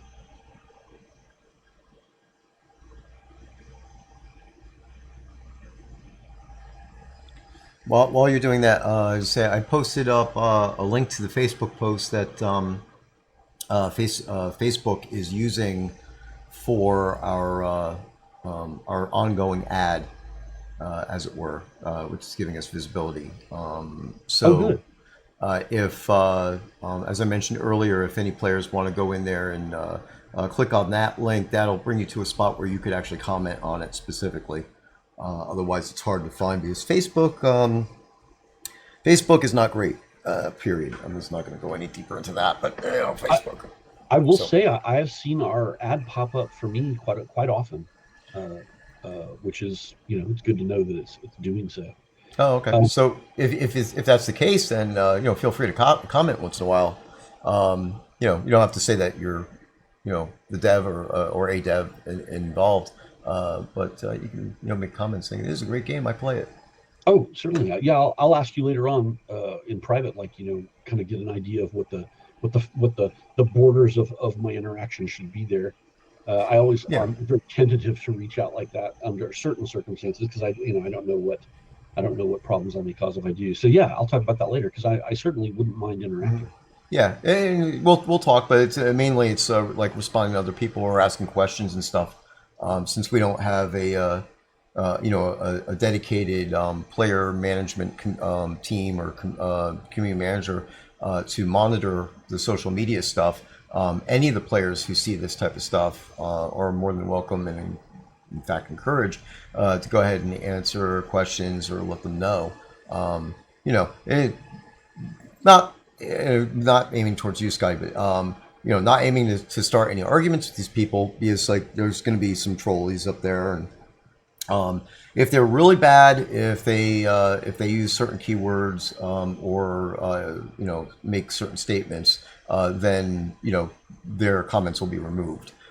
But I'm not one to go in there and sanitize everything. So basically, as I said, you'll go up there and you'll see people will say, "Well, the game would do a lot better if they upgraded to Unity 6." Of course, I'm not going in there and talking about our upgrade to Unity 6 or anything that we're working on at the moment because I want to get that more along its progression before I start, going on social media and say, "Hey, we're working on this." But those comments are welcome because it's true, and and the game is working on it. Other players could say, "Yeah, and they're working on this or something," but not everything needs to come from us as official statements. Having other players who are actually playing the game say stuff it actually helps. It shows that there's more people involved in the game, and that there are players here, and then other questions can end up being spawned by people who are possibly interested in the game as Right, well. right. And as a dev, I was actually waiting to see if you were going to and how you might respond to any of the stuff that was in there already before I jumped in. Uh, yeah, it's funny that you should mention it because yeah, I was actually waiting to see what you would say and how before I chose to try to chime in at all.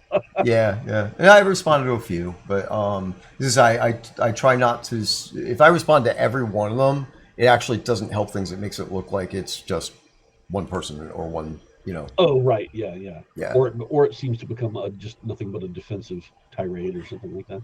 yeah. Well, again, I've tried to avoid the defensive stuff, but yeah, you got the idea. Then it's a conversation between everybody and one person, which is not. If I had somebody who was doing the social media stuff for us, which is what we were working on, then that would be fine. But more Right, players, even that, more of the players piping in, just say, "Oh, I play it." Not even to say anything else. I play it. You know, right. I've been Yeah, playing. I've been playing since 2015. That type of thing. That helps. right. Well, so what you're seeing here, by the way, is the extent to which we sometimes craft our JIRAs to kind of show what we're working on. The new row houses, based on repaired SotA row house, three-story quarter village player house. This kind of has become the launching point for any of the work that I've been doing on this stuff, because it's just, it's ridiculous of me to like start commenting on the 2-story, 3-story, and 4-story all at the same time, because all of these changes I'm really doing to the 4-story, and then I'm going to be remaking the 3-story and 2-story out of them. But the main thrust of this, though, is that there are 4 sort of versions within the improved versions that I'm trying to create with the better floor plans, and that includes the improved version matching the old basic fixed floor plans that have been retired, but with improvements to inner wall thickness and updated deco surfaces, like I mentioned earlier. And these new prefab versions do not include pre-added lighting or built-in fireplaces, and they allow the players to, essentially customize them with their own fireplaces and lighting as desired, and within the limitations that we create for the purposes of player deco. And so the A version, the first version, is the base version, which is the floor plan as it exists now for the fixed versions, but with thinner walls, more floor space, and non-included lighting and fireplaces, to allow for player deco galore. And then the second version is a more open floor plan, which is actually the one that I had recently just kind of finished up for the basic row house 1. And that includes slimmed out wall trim at the chair back level, just like the other one do, all of them do. But now also narrowing, moving, or removing entirely interior walls on most of the floors except the first one, to basically allow for a more open floor place plan, a space that does not have a wall between, like, sort of a front room and then the room that has the staircase in it. So that way, you all can put up barriers and things like that as you wish, based on the stuff that we've already given you. I also added an area of storage beneath one set of the stairs on the 3rd floor. And then I opened up the upper floor ceiling to expose the roomier rafters and the underpinning boards that would hold up the thatch above.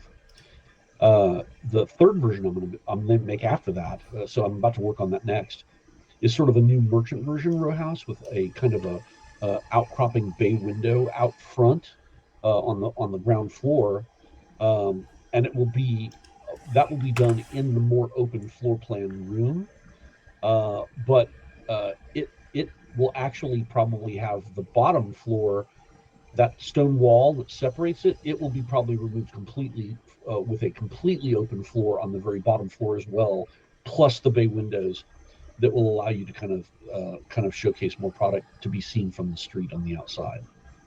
And then the fourth version will be to make a potential upper landing for each staircase, or add some kind of other kind of staircase, whether it's like a spiral design of a staircase. But basically, I want to make the intrusive stair run shorter, because right now you just have a long flight of stairs that goes up at the top on every level. And I wouldn't mind messing around with that, so that maybe you go up to a small landing, turn left, and then go up to the next actual floor, or have some kind of spiral staircase that you might be able to click on and just appear at the top, in the same way that we do ladders. I'm not sure how I want to handle that yet, because I really want to make it beautiful first, and then determine, the effective functionality simultaneously, while kind of maintaining as much of the beauty as I can. So I haven't decided yet on the visual style of these stairs, but when I do, that will become the fourth version. And you can kind of see, if I go in here, if I leave the game here real quick, I will jump onto my little test map, and you can see what the building with the rafters in it looks like. And I'm kind of excited by that. I haven't had a chance to set it up as an item asset, but once I do, I'll be able to test to make sure that all of the things on the rafters, as many surfaces as I can make them, will actually allow for you to hang cool things from the rafters up inside, whether it be garlands or ornaments or some other other stuff that could go up there and hang from these rafters. I want to be able to do that. So on my little test map here, which you all have seen on a number of occasions, it's like a giant yard sale. It's insane. As I built all the more recent stuff, some of the stuff you all have seen, by the way, which I believe they've already gotten wine bottle stuff too, haven't they, Steve? Um, well, they got the ultras. Oh, the ultra rare stuff. Yeah. Yeah, so you already have seen some of the stuff I've been doing on the side because, in addition to slowly working on the houses bit by bit as I go, I've been working on other stuff too as needed. Anytime we, kind of want to update our inventory of cool things to add. In fact, I think the last thing that I did that I was really happy with were these, which they've already gotten these, haven't they? Yeah, they're in the store. Yeah. So these, which I was so happy to see come back to life again because I'd worked so hard on making those because they look like they're I just ripped them off from old pieces of stuff, but no, those are all original individual drawings that may have a few elements that I was inspired by in old woodcuts, but I had to organize each and every one of these scenes to befit the idea of the craft, the skill that you have. So all this stuff is essentially my original art to make it look like old woodcuts. And I had a lot of fun doing those for the book originally, but then people hardly ever see them. So I really was excited to get those in a form that players could have and throw up as decoration in their house or wherever. So bit by bit, I've been doing little things off to the side while also simultaneously working on the houses. And so that's why right now, even though this is technically the new house I'll be working on, the only new textures on it and new geometry is the thatch roof. And even though right now it's still using these, well, that's because this was also, like I said, being used as a template for the repairs being done. Not only the repairs being done to these, but also for then later turning it into the improved version. Because I repaired these first, then I created the improved versions of each of these, which are what these are right here. And that's the sort of the improved base version that I mentioned, the version 1. But then I'm going in, and each row house by row house, each 2-story, 3-story, and 4-story version of each row house now gets its new version of the next type, which is the kind that has the rafters inside. So here, I'm going to jump down in here real quick and play so you can actually kind of see what the rafters make that interior space feel like when you're up inside the room. And I really would like to do more of stuff like that. I mean, anything that kind of that opens up the space and makes things more interesting visually, I'm always on board for. Okay, so while you're waiting for that to load up there for a second, Sure. Hemnu had asked a while ago here about the balance stuff. It's basically talking about crafting balance and everything. And yeah, the whole game there's balance that's not just related to skills. There's skills balance, there's mob balance, there's loot balance, there's crafting balance, recipe balance. All these things have to be addressed. So we at one point started doing recipe balance, and of course, since then, other higher priorities have taken hold. So that is a basis of a balance, the balance research and organization that needs to be done. But there are categories of it, and every single one of them has to be touched. So there's no part of the game that we won't be going through and making sure it's balanced. Right. And slow but steady wins the race. But yeah, I too get to a point where I'm like, oh God, I feel like I've been working on this forever. But it's because I stop and work on other things, and then I come back to it, and I stop and work on other things. I try to keep copious notes too, to fix things that I don't like. Like here, you see this thing, you see that texture map repeating again and again and again, and it just doesn't need to. It needs to be a little bit better made. But that's what I'm doing is I go through all of this stuff with a very critical and technical eye. I look at these things to make sure that no space is wasted, and there's not so like this wall used to be like 3 times this thick for no reason. It used to jut out into this room, and it was just wasted empty space inside.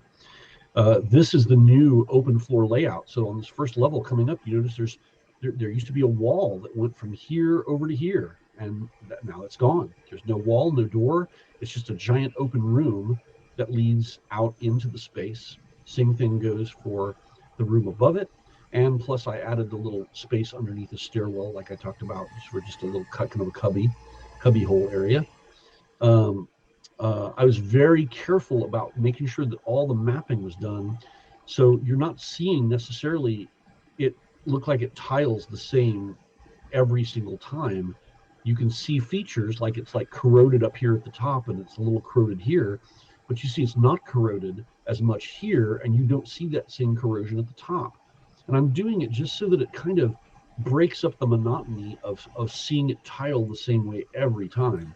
To do that, I had to make some careful changes and fixes to make sure that you couldn't see problems with the texture map. And before I'm completely done with the fixes to this type, this visual style of row house, I'll probably go in and touch all the texture maps before I resave them to make sure that they are the best that they can be for what they are, as opposed to just what they were and what they were accepted as when they were originally grabbed.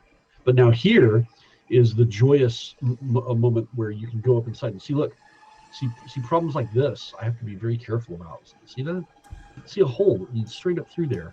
Well, I probably did that when I was trying to fix other things, but I need to go back in and fix that. I'm glad I saw that just now. But those are the kind of things that, you try to do too many things at once and things get messed up. Luckily, that's just a case of moving a piece over and probably retexture mapping that ceiling. But if you walk up in here, you'll notice that you can see rafter beams up inside there. And so unlike the typical 4-story or 3-story or 2-story row houses, all of these, the top story will now have an open ceiling where you can actually see the beams of the ceiling above that hold up the thatch or hold up the tiles or whatever happens to be the things on top, the roofing form. But inside are all the beams that you should be able to hang garlands from. The very top of this wall actually has sort of a cap on top that you could probably, if you zoomed out far enough or stood up on objects, you could see the top, and you could probably hang things from it, like stockings or whatever. The tops of all these beams are also their own decoratable surface, so you should be able to hang things from the top if you can fit them there, various objects, coins, whatever you want to put up there. And of course, that's we're hoping that the garlands will function properly, and that's all going to be tested soon. So that is essentially what you're looking at. Making what feel like small changes here and there, but really opening out this floor space and making it what it looks like now. uh, Compared to what it once was, if I just walk back here, you can see that space compared to what it used to be. Because what it used to be is it used to have its built-in fireplace. It used to have these crazy thick wooden beams on the side of the walls. It used to have this unnecessary piece coming out. And again, these will still exist because even though we're retiring them eventually from the store, if not already, they, they're still going to be there, and they will still exist in the game for those who've already purchased them. We didn't want to take that away from people, but we did want to make sure that anything new we offered was, far more pleasing from a standpoint of what it offered the player. So you see how thick that wall is right there. You see the wall here that was sort of in your way. You have to open it up. If you want the closed floor plan, you can still have it, but it opened in this tiny little room. And then once you get to the very, very top, again, on every level, that piece that for some unknown reason stuck out. But at the very top level, you're just looking up at a ceiling, and you feel a lot more closed in, a lot less spacious. than, let's say, the open floor plan version of the same house, which is the one that I just finished working on. So anyway, that is the kind of stuff that I'm still in the middle of. Now that I've gotten this open floor plan version done, then I'm going to move on to the merchants version next to see if I can, create some excitement with that before doing the final version, and then I just need to make the 3-story and the 2-story versions of each of these as well, and we'll have a whole new set of the same style of houses, but a whole new set of the new improved version of this visual style. And then I will move on and do the same exact thing to these, which should take much less time because, again, these finished ones are going to be acting as a visual template for these finished ones, and then I just need to switch out the mapping and materials to make sure that they have uh, their own unique set of stone and the wattle and daub looking stuff. Oh, look, and there I am falling off the world. Yay! Yeah, excellent. So, of course, there's a lot more stuff there as well. Plenty to be doing. Oh yeah. So, um, Hopefully that answers y'all's questions. I mean, I hate feeling like I'm working at a snail's pace. I am. There's no doubt about it, and for a lot of reasons. I mean, there's a lot of things on my plate personally, but in addition, it's just a slow process that you got to take time, and time in this business equals money, and we are also trying to be sparing with how much we burn through at any given time because we want to burn it for the right reasons. So that's kind of what this is all about at this point. Economy of time, economy of effort, but also as much quality and increased performance as we can get out of it all. right. So one additional piece of detail there, as far as the new houses will be put onto the website itself, where the houses were originally sold, that type of thing. And we're still going to be, I gotta get things done first before it's in stone. But the plan is to have the repaired classic houses will be available to buy as a basically a pick any one bag type of bundle, and then the new houses will be in a similar thing where the different floor plans internally for each house will be up there, and you could basically pick your floor plan. So I don't have to make all these hundreds of listings of new houses. As far as the retiring aspect in the Crown Store internally, the once we get these things going, the optimized houses, obviously the houses that are up on the Crown Store right now already have bug fixes, but they have the bug fixes that we could do up to the point where we couldn't move things that would affect existing player deco. So the plan will be to retire those houses, and this goes for all the houses as we go through them. Wherever we're able to thin out walls, fix things like the windowsills, stuff along those lines that would actually change the geometry of the existing house in the game. It will actually be a new house that will actively replace the Crown Store versions that are in there. And any of those would also be available to buy for cash on the website. Because the plan there basically is to add a little bit of a deeper discount to make it more attractive to actually just go ahead and give us some cash, because obviously buying things from the store with actual funds, that goes directly into the development of the game, as opposed to, let's say, reusing crowns that are already in the game and things along those lines. So bigger ball of wax to get through. But if you guys get the idea, nothing's changing anytime. I don't say anytime soon, but nothing's changing today. As soon as we have the sets of houses that we're working on right now ready, then we will go ahead and start implementing all that stuff in the structure. And of course, there'll be some great long articles and newsletters for that type of stuff as well. And hopefully the stuff we've already been making available to you has been enjoyable as we get it out. But yeah, all this behind the scenes stuff, I'm very much itching to see it finally come to fruition, come to life, and then, I can move on to even bigger and better things, because that's the eventual goal, obviously. But getting the basics fixed first, and then getting the basic houses out first, is the lead up to creating exciting new things that I'm really looking forward to. I'm looking forward to a lot of things that hopefully can give me hope about sort of future endeavors and things like that. So that's where we're at with all that stuff, and hopefully that was enjoyable to check out. Yeah, excellent. So we're going to go ahead and we have one more drawing that we'll do as we're coming up on the top of the hour, and I think we'll aim to end the stream at the top of the hour too. Mm, So excellent.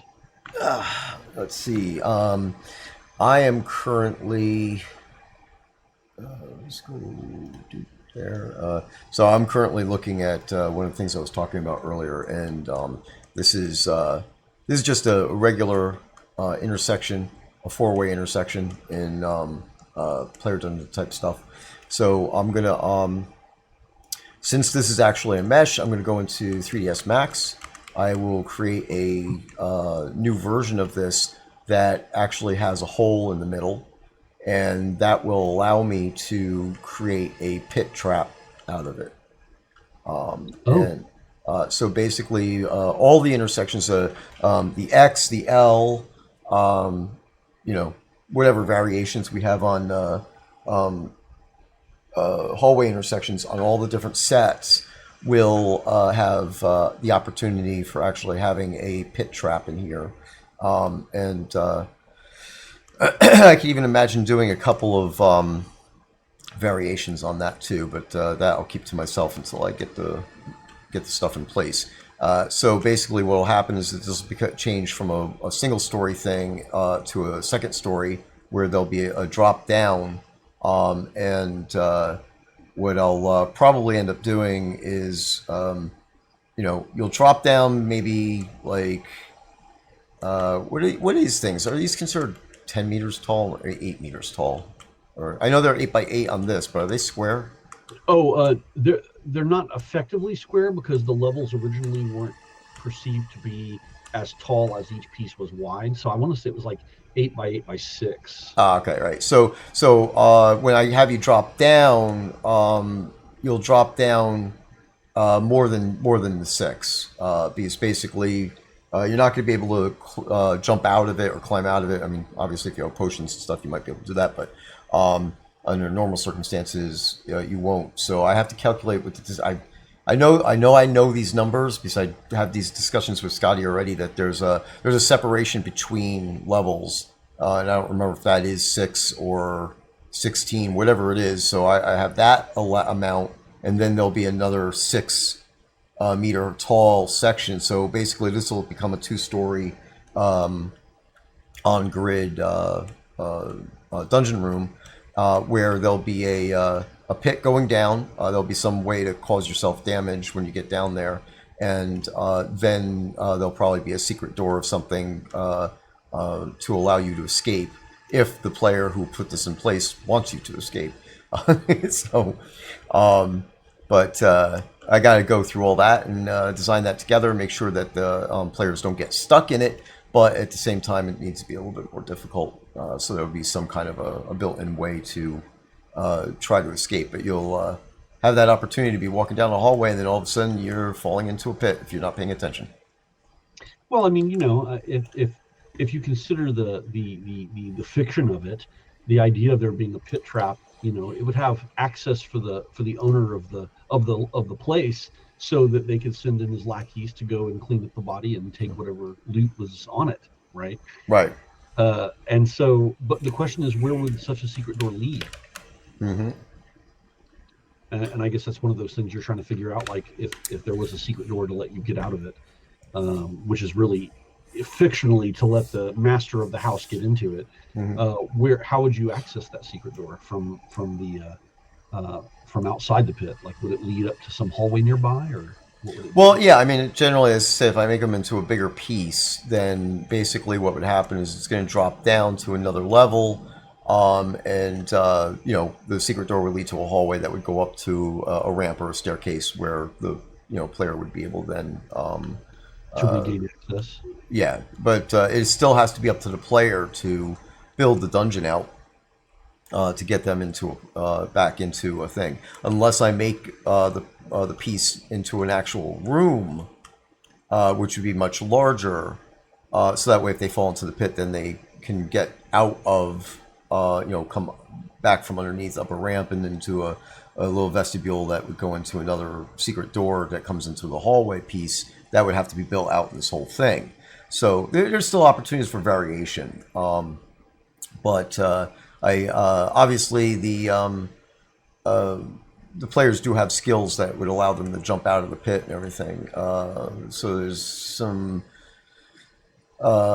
things I need to calculate out to make sure that nobody would actually get stuck where they have to use slash stuck to get out of it. As long as that's not the case. Like, I mean, it could even be something where the walls in there have enough brick collision where there's a hidden way to climb the wall.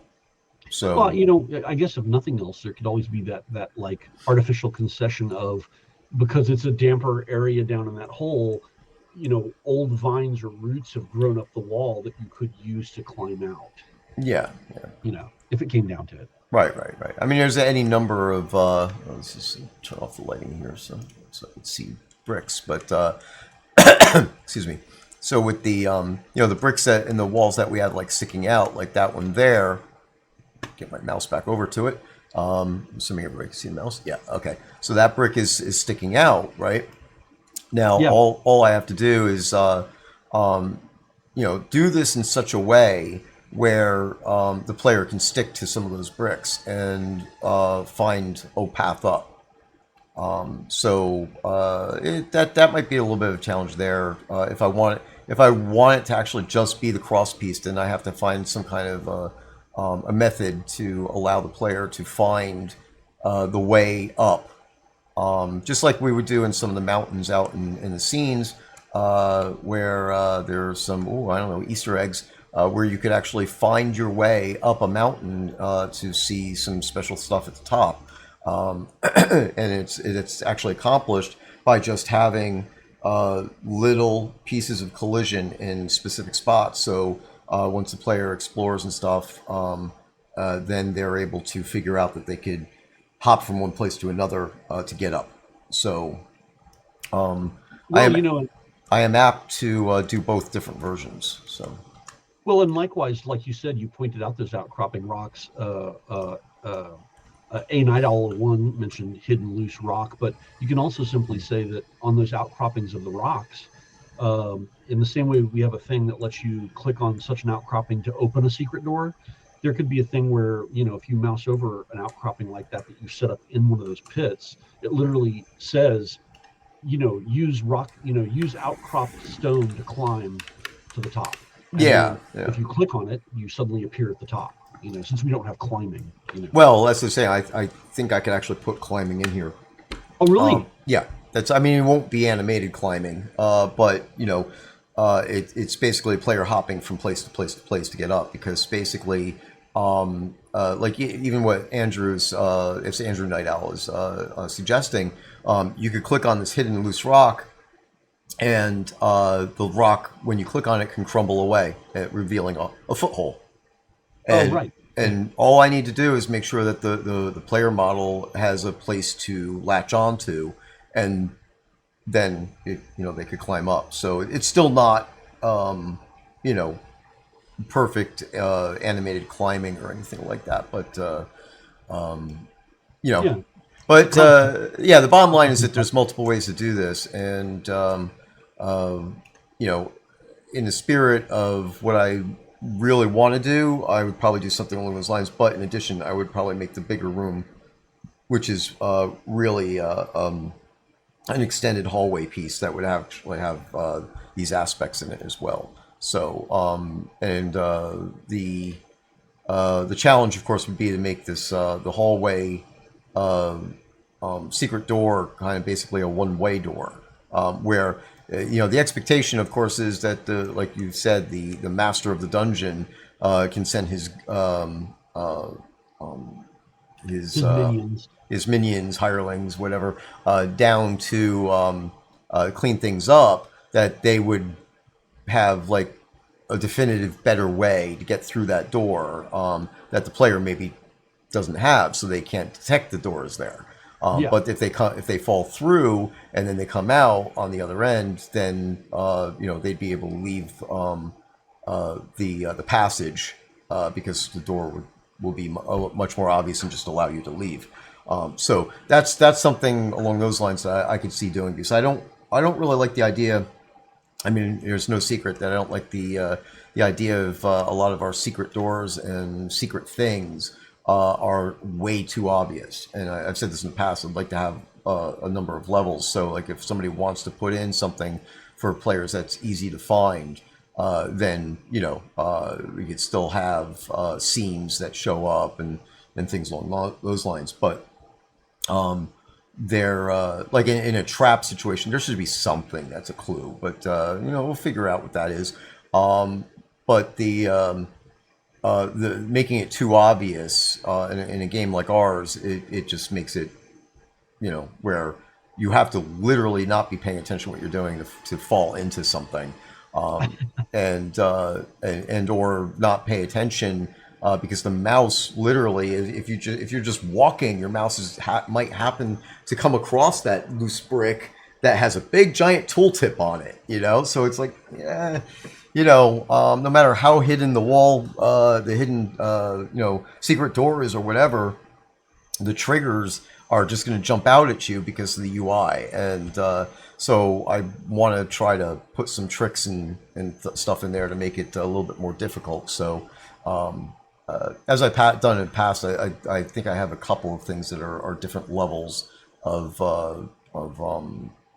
being hidden so far, and that's really, the way I'm visibly offering these up is like beginner, intermediate, expert type of stuff. So Right. Obviously there would have to be some kind of indicators, or maybe even a different graphics set to say this is an expert dungeon that the player has put together. But we're not there yet for now. But this is going to be the next trap that I'm going to put together, because I had a dream, and I woke up and I was like, oh, this is a good idea. So Well, and if we could make a viable player usable version, we could give every player the Child Smasher 5000 or whatever it was inside of Artifice. oh god, yeah. I mean, I there's certainly plenty of already created horror and gore that we could give them in any whatever form of traps that we wanted to. By the right. way, before you're ready to read out the names, let me grab Yeah. something really quickly since it's the top of the hour. I did want to leave you all when we finally close down with something that's sort of like a thing that I've done in the past many times, and that is either sing a song or tell a story or read a piece of poetry. And I have something that I'll read to you all from a project that I recently completed with a friend of mine for the Austin Past Poetry Society. And if you all would like to hear it, it's an ancient piece, 1,000-year-old piece of Persian poetry that is still as vividly delightful today as it was then. It's short, it's sweet, and it's well intended for the delight of the audience. All right, sounds good. Yeah, we'll So grab it. to answer Alpha's, even though Alpha wasn't intending to post it here, it's still achievements are definitely something I want to put in. I was pondering this recently, all by myself, nobody else there, about the achievement system. And basically, it's one of the current benefits of Steam, right? Is that there's achievements up there. Not that there's a lot of them or whatever, but the system I don't believe is broken. I think there may be an achievement that's broken someplace, but I'm pretty sure that all those achievements are actually still kind of operational. As with other MMOs that do this kind of thing, there should be an in-game way for you to go view your achievements, and there should be a ton more achievements. And when I say a ton, I mean there should be a ton. And yeah, I mean there's Easter eggs. So it, it's a um, it's a certain thing where some Easter eggs are like not documented type of Easter eggs, and then maybe there'll be some other Easter eggs, and so I could actually put in like an achievement to find Easter eggs, for instance. You know, it wouldn't list the Easter eggs, but it could actually like show that type of thing. But I don't know. We'll see. Point is that the achievements that are in Steam right now, which of like there's not really that many of them, they need to be showing up in the UI in the game. The game should have a way to do it because again, 99.9% of our players do not play on Steam. Steam does change the API every so often; it breaks stuff. So why force people into that? So we could have it where Steam is good, where it's like you got comparing with your friends and competing to see who gets all the more achievements and complete achievements achievement.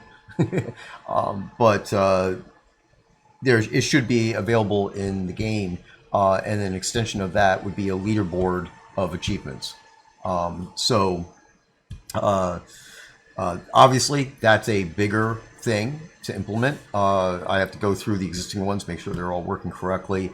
As Mad Dog Hux is saying, that kill creatures don't report to Steam properly. So okay, so if it's not counting up more, there might have been some issues in the way that the achievement was put up and made it not incremental or something along those lines. So I got to look into it all. But again, not exactly on the schedule at the moment, but it's definitely one of the things that when I get some more core things done, I'd like to interleave that in and do it. I will say that you're going to see a different UI change, another UI change, before you see this UI show up. So I'm not going to talk about it because then it'll give myself pressure to get it done sooner. But there's some stuff in the game that the UI needs to be fixed for, and I want to fix that UI first before I move on and create new UIs for other things along these lines. But yeah, no. I would not change anything that's pre-existing. Would stay the way it is because there's a couple of things to note here. If I go and let's say fix achievements, I can't go backwards, right? So you might have killed, like an achievement. Other games will have silly achievements like how many birds you killed, or something that's not really a mob that you would normally go after or whatever. So I can't go backwards and populate your numbers. So anything I put in, or even if anything I fix, the numbers will still be what they were before, and then it'll just pick up from where it is going forward. So I'm not going to change the requirement for a pre-existing one. There's no reason for that. But if it turns out that the pre-existing ones are, one and done, then they're going to stay one and done. And then maybe I'll set up another level or something. Because that's one concept where achievements can be done where it's a tier 1, tier 2, tier 3 type of thing, or it's literally where there's just a count of how many you did. So depending on what the existing stuff is, I will accommodate it, but I will not modify what has to happen for that. So okay, all right. So the last thing that are we going to do the prizes first or after your reading? Oh, let's do the prizes first, and we can end on the reading if you'd like. Okay, yeah, that sounds good to me. Do you have the list? Yes, I do. I just have to paste it. Pasting. Okay. Oh, did I do the wrong channel? I did the wrong channel. Give me a second. Let me delete that. Calm. And then go back to the right channel. Because I was doing this stuff. Okay. All right, there we go. So, do you want to do player names again? Sure. Okay. All right. So the last prize round of the evening is starting now. Spring floral still life painting. That one will go to Tantalus. Oh, okay. All right. And white lepus mask The mask will go to Savannah Sprite. and a rabbit-tailed bodice. That piece of garment will go to Lilybird. Congratulations. Chess set, the large one. The large chess set. And that bundle will go to Revenant. And finally, the last grand prize of the night, an Adobe two-story with patio and balcony village home. Most That house will go to Lela Gamer. excellent. Most sought after. I know that house is sought after by everybody. Sorry. When we get to those houses, I am positive we will be doing changes and obviously these. I have to run reports. Somebody had asked before how many people actually have them in place and stuff in the game, so I don't have the answer to those numbers, but I will run them. Something tells me that they are going to be the rarest of the houses that are out there. But anyway, when we get that going, obviously these will come out of that store, and any revised versions that we put up will be the ones that will go up there. So.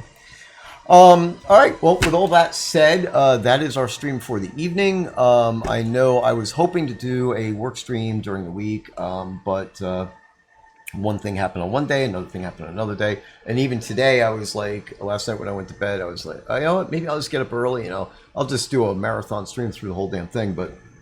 That didn't work out either. So next week, I intend to do some work streaming, if not over the weekend. I know it's a holiday weekend for those who celebrate Easter, but I think I will probably be spending some time in front of the computer over the weekend. So you never know, I might pop in and do some work stream Saturday, tomorrow evening or something. I won't even bother doing it on Sunday. It's just probably not worth it. Then yeah, stream forever. I mean, I literally. I think I am trying to figure out ways to raise funds, and one of them might be for me to just sit here and ramble on for 24 hours straight and run it something like a marathon telethon type of thing. But I definitely would want to have unique things to give out during the stream. So anyway, we'll figure that out. Most welcome, everybody. Thanks for your questions. Hope the answers were good. And we will definitely see you at the end of the month for the next stream. And in the meantime, I'm going to try to do as many work streams as possible. In fact, Scottie, you and I are working remote this month. Okay. Yeah, let me see if I can do it quickly. Kind of cheating here. Let me see. Oh yeah, it is next week. So next week, Scottie and I are working remotely. So maybe possibly we'll be able to do some streaming during that. Same way we're doing this now. We just get on and both of us could be doing our stuff, and we could alternate talking about what we're doing, type of deal, and keep going from there. So we shall see. But everybody have a nice weekend. Happy holiday if you celebrate, and we'll talk to you at minimum sometime during the week next week. And so I shall leave you then with this. This is an aside to the project that I had done recently with a friend of mine named Garrison Mart, and it was the live reading on the radio, KOOP, of the Rubaiyat of Omar Khayyam of Naishapur, which is a wonderful piece of poetry, also written about 1,000 years ago, a little bit less than that, perhaps give or take 50 years. And it was written in Naishapur, during the Sultanate of Malik Shah. And if you're not familiar with that work, I highly recommend that you read it. Our files were saved for a while, but it's been a bit since we've done it. It was several months ago that we did it. Perhaps at some point in time we can upload the files, because it ended up being an hour-long show, with the first half an hour being the reading of the Rubaiyat with some questions, and then the second half hour being the reading of another piece of poetry, plus plus more kind of indications of the history of Omar Khayyam himself, as well as the history of the fellow who finally translated it, Edward Fitzgerald, into English. But when we started to talk about that, we talked about other poets of the same period of time. And Mad Hux asked, "Am I showing anything?" No, I'm not showing anything right now, and I don't know if you all can see our talking heads as we talk, but I'm just reading from a bit of the collected poetry that I have right now. And this particular poem that I'll share with you all before we say goodnight is a poem that is very touching. It is called Absence. It was written by the poet Abu Bakr al-Turtushi, who lived from 1059 to 1126 AD in eastern Andalusia, from where comes the Andalusian stallions that you all might be familiar with or have heard of in the past. This is his poem, again, written by a person who lived 1,000 years ago, and it is called Absence. Every night I scan the heavens with my eyes, seeking the star that you are contemplating. I question travelers from the four corners of the earth, hoping to meet one who has breathed your fragrance. When the wind blows, I will make sure it blows in my face, that the breeze might bring me news of you. I wander over roads without aim, without purpose. Perhaps a song will sound your name. Secretly, I study every face I see, hoping against hope to glimpse a trace of your beauty. Absence by Abu Bakr al-Tartushi. I hope you all enjoyed that. Thanks, Scottie. Have a wonderful night, and we will see you again sometime soon. Take care. See you guys, all right?